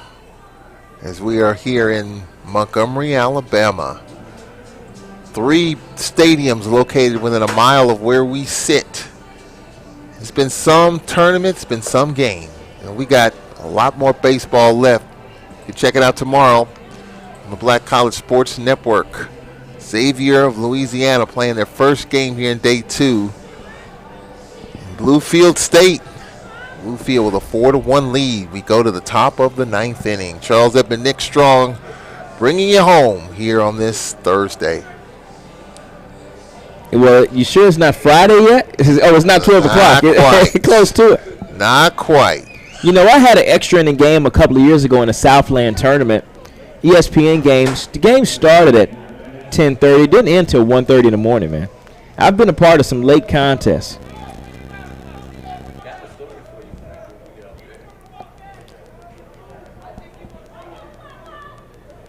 Here's the pitch, and it's a strike called. Well, I was a part of a 9-hour rain delay. Oh, my goodness.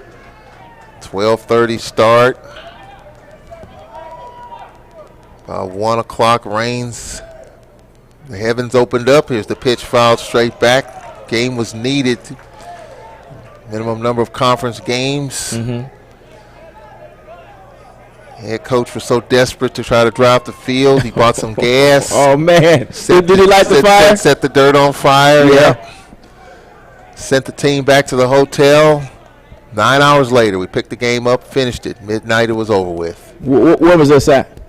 At Alcorn State University. That was at Alcorn, at the field. Gotcha. Okay, you sent the visiting team back to the hotel. Sent the visiting team back to the hotel. It was a 45-minute drive. In Vicksburg. They stayed in Vicksburg. As usual. That's where we always stay. They said, we'll call you when the field is ready. 9 hours later, we picked up the game. At 10 o'clock at night. 10 o'clock at night. Wow. Finished it at midnight. I don't know if that's a record or not as far as delays go, but here's the 0-2. Smacked in the left, the base hit. Well, you do remember when the SWAC used to play 4-game sets. Yep. Okay. We played Prairie View game 1 Saturday afternoon, 12 o'clock. Got through the game. Played game 2, couldn't finish it. We went all the way back to Houston. An hour and 40. No, it was about an hour.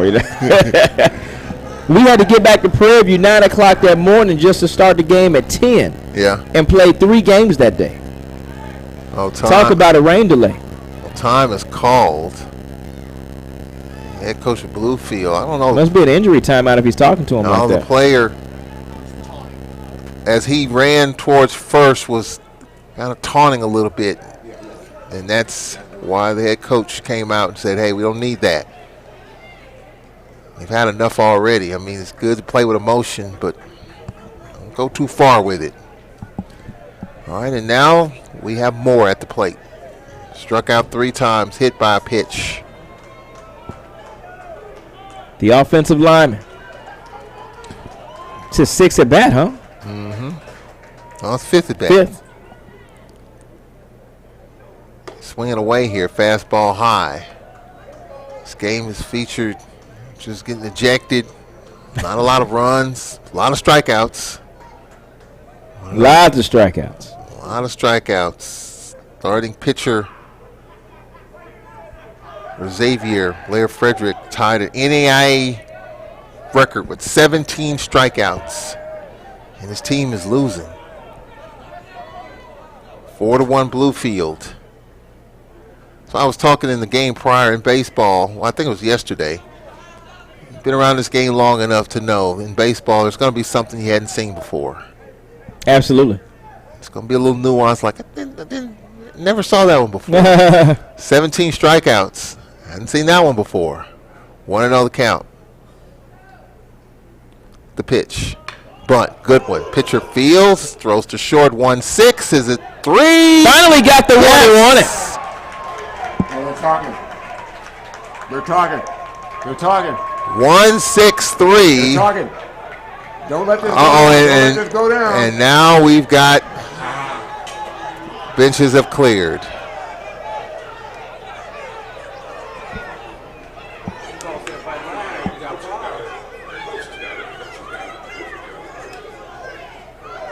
I told the guy, the head guy, there he is, he's going to straw hat.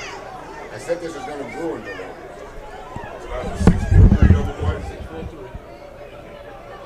And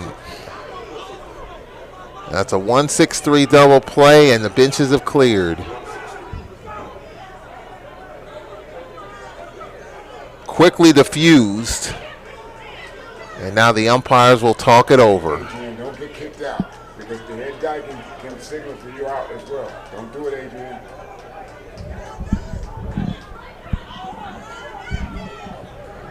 Now the umpires have a decision to make.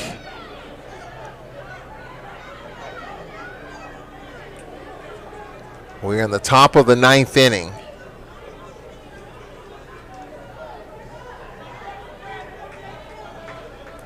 Now the umpire's Nick Strong. Get your thoughts here in terms of how this needs to be handled. Well, you know, the umpires have to do a good job of trying to settle down, trying to diffuse the situation. It's been going on since about the third inning. You know, and like Coach Drew Smiley was saying, you know, when he calmed down his runner at first, you can't go down first base taunting the other team.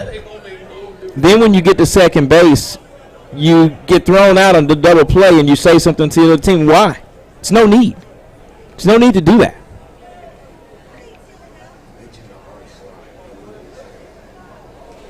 Yeah, there's a hard slide in there, too, on that 1-6-3.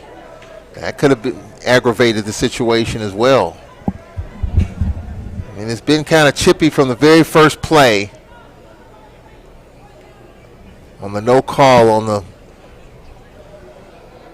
umpire was out of position. It's been kind of going sideways ever since. So now the discussion. I tell you what, we're going to take a break. We'll do that, and we'll come right back. Since 2002, Empowerment Resources, Inc., a nonprofit organization, has empowered more than 1,500 youth and adults in Duval and surrounding counties through its programs Journey into Womanhood, Girls Mentoring, Life Skills for Teens, and Parenting Education Coaching.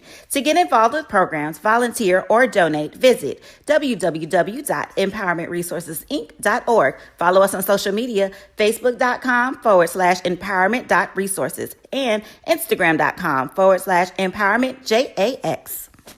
It was a monumental game for A&M and Tampa. It was a monumental game. Somebody had to lose, and thank God it was them this time. We knew it was going to be a battle. Look at Jake Aves' record. 202 and 36, I think. Some off-the-wall figures. And nobody would play him because they didn't want to take a chance of getting beat. But the truth of it is, over 46,000 tickets. Blacks were sitting in the east stands. Whites were sitting in the west stands. And the score wound up 34-28. The only thing we proved that we wasn't inferior, that we were not inferior, and we were not afraid. For one night, for 160 minutes, we was better than them. Devin Shaw in now for the Tuskegee Golden Tigers. Shaw comes in. No record on the season. He has a couple of appearances there. Swinging a long one, y'all. That one might get out of it. It has a chance. And it's into the bleachers. Home run. Chris O'Neal goes yard. That gives Lane a 10-0 lead right there.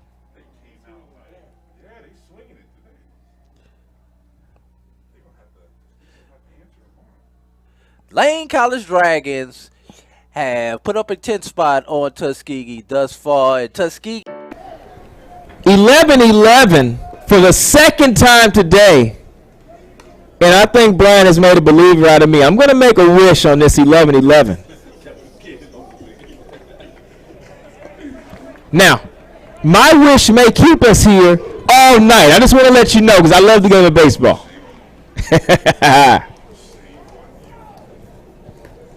4-1 you scored. I think we just had a warning on both benches there, Charlie Edmonds. It looks as though both benches received a warning. So that means coaches are in. One more mistake and a coach is gone.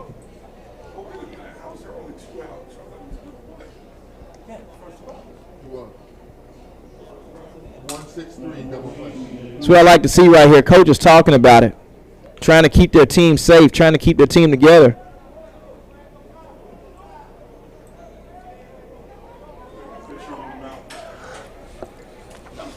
Here's the pitch. And 0-0, 0-0 to count as the bases were cleared on the double play on the 1-6-3. And again, another bad bunt there by Bluefield, by the Big Blue. Well, I'd like to see both coaches talking it out. Absolutely. I mean, just trying to calm things down. Pitch strike call with 3-hour, 12-minute game. These teams may be back up in the championship. Or is that possible? Or is it two brackets? Or I mean, I saw the bracket, and I just for the record. Here's the 0-2 with 2 out. Base is empty. Low 1-2. I mean, this game has not been a lack of intensity. Just from the jump, things just kind of went sideways. Starting with the play at third, in which the umpire was out of position, and then we've just kind of gone all over the map. Coach is ejected. 17 strikeouts. Here's the pitch, slice foul, out of play. A lot of energy, a lot of enthusiasm, a lot of intensity, a lot of strikeouts. And we're still not done. 1-2 the count, 2 out. This is traditional HBCU baseball. 4-1 our score. Here's the 1-2. Chopper to short on 2 hops. Inning is over. And we go to the bottom of the 9th inning. We'll take a break. We'll be back. Bottom of the 9th coming up.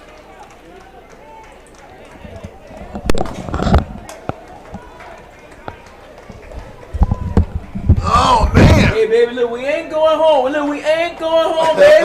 Hey, look, baby. Get the hell up out of here. Look, baby. Look at him in the huddle right now. Hey, yo, hey, Warden, look, what? Hey, y'all, look, we are not going. I want all the smoke tonight, Warden. It's still on live. Have you had your Earthblend coffee today?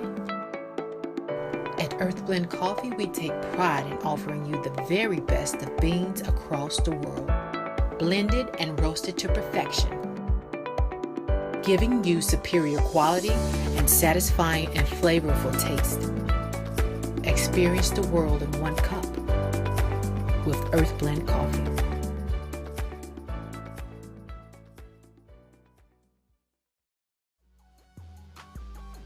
This is the Dean of the College of HBCU Sports, Kenyatta Cavill of Dr. Cavill's Inside the HBCU Sports Lab with Mike Washington and Charles Bishop.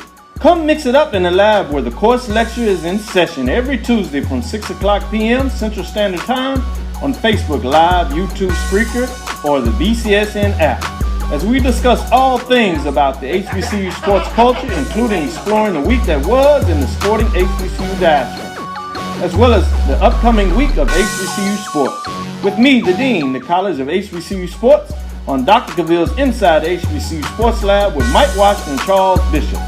Course lecture dismissed. For 200 years. We go to the bottom of the 9th inning.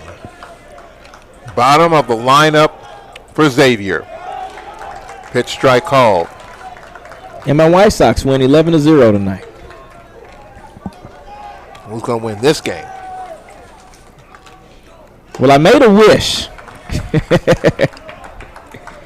And if my wish comes true, we might be here all night. I like to see baseball. I like to see free baseball. Well, speaking of free, Dylan Cousin is free to swing here to try to get on base. He's 0 for 2 with a walk. Boy, this game, folks, have come alive, including yours truly. Charles Edmund, Nick Strong here. Long day, long 2 days, actually. You know, I think the stat of the night for the Bull for Xavier, the 17 strikeouts were great, but the men left on base, the men left in scoring position, Charlie Edmond. Yep. I mean, that just stole the show. In a tight ball game like this, you know. It's a foul tip. Catcher held it 1 away. Well, you talk about the LOB, 6, 7, 8, 10, 12 men left on for Bluefield. That's the stat of the night for Bluefield. And for Xavier, 5, 7, 8, 9 for Xavier. So 21 runners left on base in this game. Santos at the plate. Fielder's choice. Walk, stole a base, singled. Bottom of the 9th inning.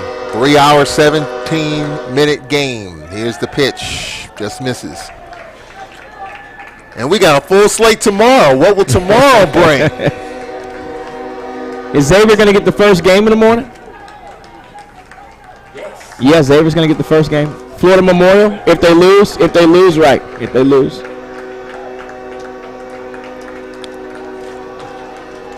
You know the count. Strong Ryan Fulford will have all the action tomorrow. The pitch for strike 3-1 the count. Number 9 hitter up. 4-1. Bluefield. Here's the pitch. Strike call. Full count 3-2. 2 in the first for Bluefield State. 2 in the seventh.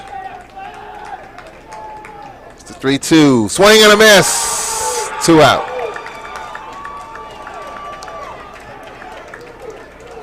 Top of the lineup, Samino. Struck out twice, flied out twice. Down to the last at bat. Transferred in from Southern University. Down the road in Baton Rouge. When you talk about the transfers, LSU, a Southern transfer, this pitch fastball strike called. 0-1 the count. 4-1, Bluefield State with the lead. Check swing, foul back. 0-2.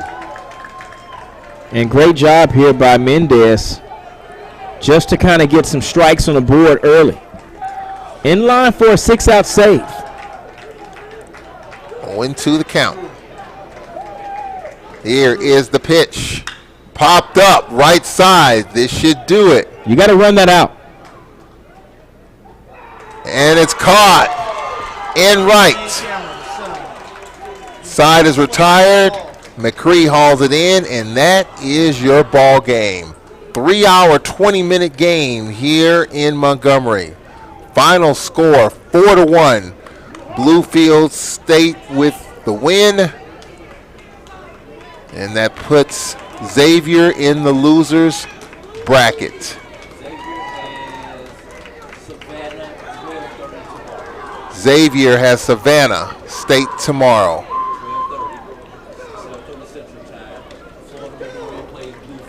So Florida Memorial, Bluefield, Savannah, and Xavier will play tomorrow. Well, Nick Strong, this is the first time we've had to work together. It's one we'll never forget. Been knowing you a long time, man. Never had a chance to strap it up with you. I'm glad we did tonight. Started out in the home run derby, and it finished out in the Montgomery derby, whatever it is. But you know, I had an awesome time today. Just to wrap things up, you know, this experience for me says a lot. By me being an HBCU graduate and an HBCU baseball alum, you know, I wish I would. Well, I mean, there's a D1 World Series coming up soon, you know, but I wish we would have got a chance to play in something like this. You know, with that being said, I'm proud of these kids. I'm proud of the coaches. You know, I'm proud of the administration, the staff, faculty who put this event together. You know, this is one for the ages, and this is one that we just have to make sure that we take in and not take it for granted.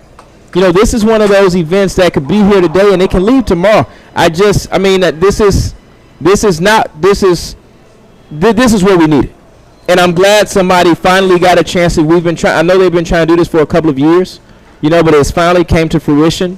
And, you know, sometimes it goes your way, sometimes it doesn't in the win and loss column.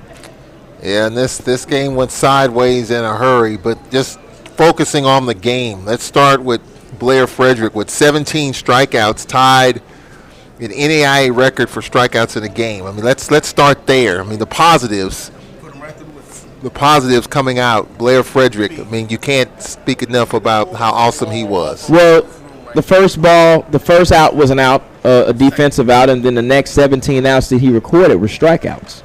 You know, so this is a guy that knows how to pitch. He went to LSU, had some good training, had the Tommy John surgery, coming back with a vengeance. You know, he gets a second chance. And he was 85, 86, 87, and we're talking 5th and 6th inning after he was at a 75th pitch. So this is a guy that's going to have some promise down the road. Hopefully he gets a good look. I know Kerrick Jackson used to be over at Southern. He has the draft league this year. Maybe this is the kid that Coach Jackson was talking about on the broadcast last time we talked. Maybe this is the type of kid that he wants to see and give that opportunity to, coming from small school HBCU baseball.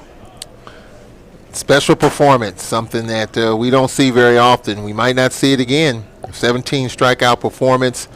And just, not the off-the-field stuff, the ejections, but a good low-scoring ball game, kind of a chess match and opportunities here. Bluefield, even though they won, they stranded 12, and Xavier stranded 9, so there were opportunities there for both. Xavier had their chances. They had their chances. Bluefield even, made a couple of errors, and, they played through their adversity. Remember the error out in center field? Two runners got to second and third base. Xavier couldn't drive them in. I know there were some issues with the umpire tonight, and everybody, people have opinions on what the umpire does. But when you're in that batter's box against the pitcher and you strike out or you grind out to second base or soft hit, whatever, you didn't get the job done. And Xavier has got to go back to the drawing board and get the job done with runners in scoring position if they want to get through this tournament. Luckily, they didn't use a lot of pitching tonight. Well, some discussions going on as well on the field in terms of what happened and where it went south and try to improve it for tomorrow. Well, that'll do it here from Montgomery. Glad you can join us here on the Black College Sports Network. We had the Home Run Derby, a couple of exciting games, a low-scoring game and a high-scoring game. Had fun with it all, Nick, and look forward to doing it again. I'll see you on the other side. We'll see you on the other side, right. Definitely. And we'll see you on the other side tomorrow with a full slate of games on the Black College Sports Network. I'm Charles Edmond. It's been a pleasure. We'll talk to you tomorrow. So long. For 200 years, Montgomery, Alabama has been making history by people who had the courage to stand up for change. Today, this riverfront city has been reborn, embracing the past and looking forward to the future. From the National Memorial for Peace and Justice to the stage of the Alabama Shakespeare Festival, this is where history was and is made. We are proud to call Montgomery home, and together, we can be the change. It's never too early to plant the seed, to share the tradition, and instill a sense of pride in your HBCU with your little ones. HBCU Pride and Joy Children's Boutique helps you share your school spirit with a wide selection of adorable kids apparel and accessories officially licensed from your favorite HBCU. Visit hbcupridejoy.com and follow us on all social media at HBCU Pride Joy on Facebook and Twitter. The Cuvée Group is a Florida-based marketing and training consulting firm. We help businesses communicate to their target audience and engage them in conversation. We also help to expand their audiences, which will ultimately result in growth for those organizations. In addition to being a certified constant contact specialist, my colleagues and I are also certified in John Maxwell Leadership Principles. We use these proven principles to conduct workshops, training, and private coaching sessions for individuals and companies looking to take things to the next level. Contact us to schedule a free consultation. Issues today, don't delay, call Cuvée. Follow the Black College Sports Network and all of our shows on YouTube. You can find us at MyJBN Online and on all social media at MyBCSN1. This is Ryan Fulford. AD Drew and I are co-hosts of the BCSN Sports Wrap. We talk about all things related to HBCU athletics. From the games, teams, coaches, and fan interest stories, we cover it all. You can find our shows on Facebook at BCSN Sports Wrap, YouTube at MyJBN Online, and everywhere you listen to podcasts like Anchor, Spotify, Google, and Apple Podcasts. You can also find the show on the Jericho Broadcast Network's app. Make sure to download. We look forward to you joining the conversation and being a part of the show. Shot to third base. Great stab right there by Armstrong. And goes across the diamond to get him out right there. What a play there by Armstrong. Hey, look, and you can see Arias giving some love to Armstrong with the head nod, but that was a great play. Watch the replay there. What I noticed first, Drew, is the minute Armstrong took off, he led with his glove out. He had his glove out ready so that by the time... For 200 years, Montgomery, Alabama has been making history by people who had the courage to stand up for change. Today, this riverfront city has been reborn, embracing the past and looking forward to the future. From the National Memorial for Peace and Justice to the stage of the Alabama Shakespeare Festival, this is where history was and is made. We are proud to call Montgomery home, and together, we can be the change.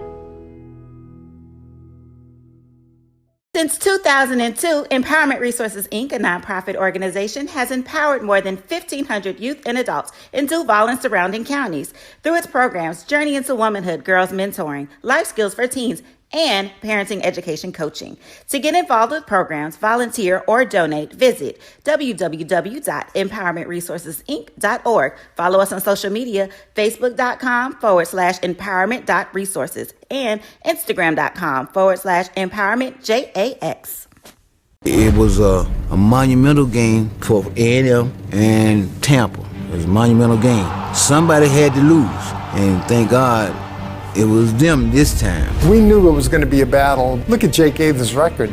202 and 36, I think. Some off-the-wall figures. And nobody would play him because they didn't want to take a chance of getting beat. But the truth of it is, over 46,000 tickets. Blacks were sitting in the east stands. Whites were sitting in the west stands. And the score wound up 34-28. The only thing we proved that we wasn't inferior, that we were not inferior, and we were not afraid. For one night, for 160 minutes, we was better than them.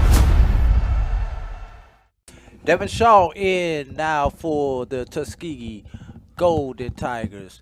Shaw comes in. No record on the season. He has a couple of appearances there. Swing and a long one, y'all. That one might get out of it. It has a chance. And it's into the bleachers. Home run.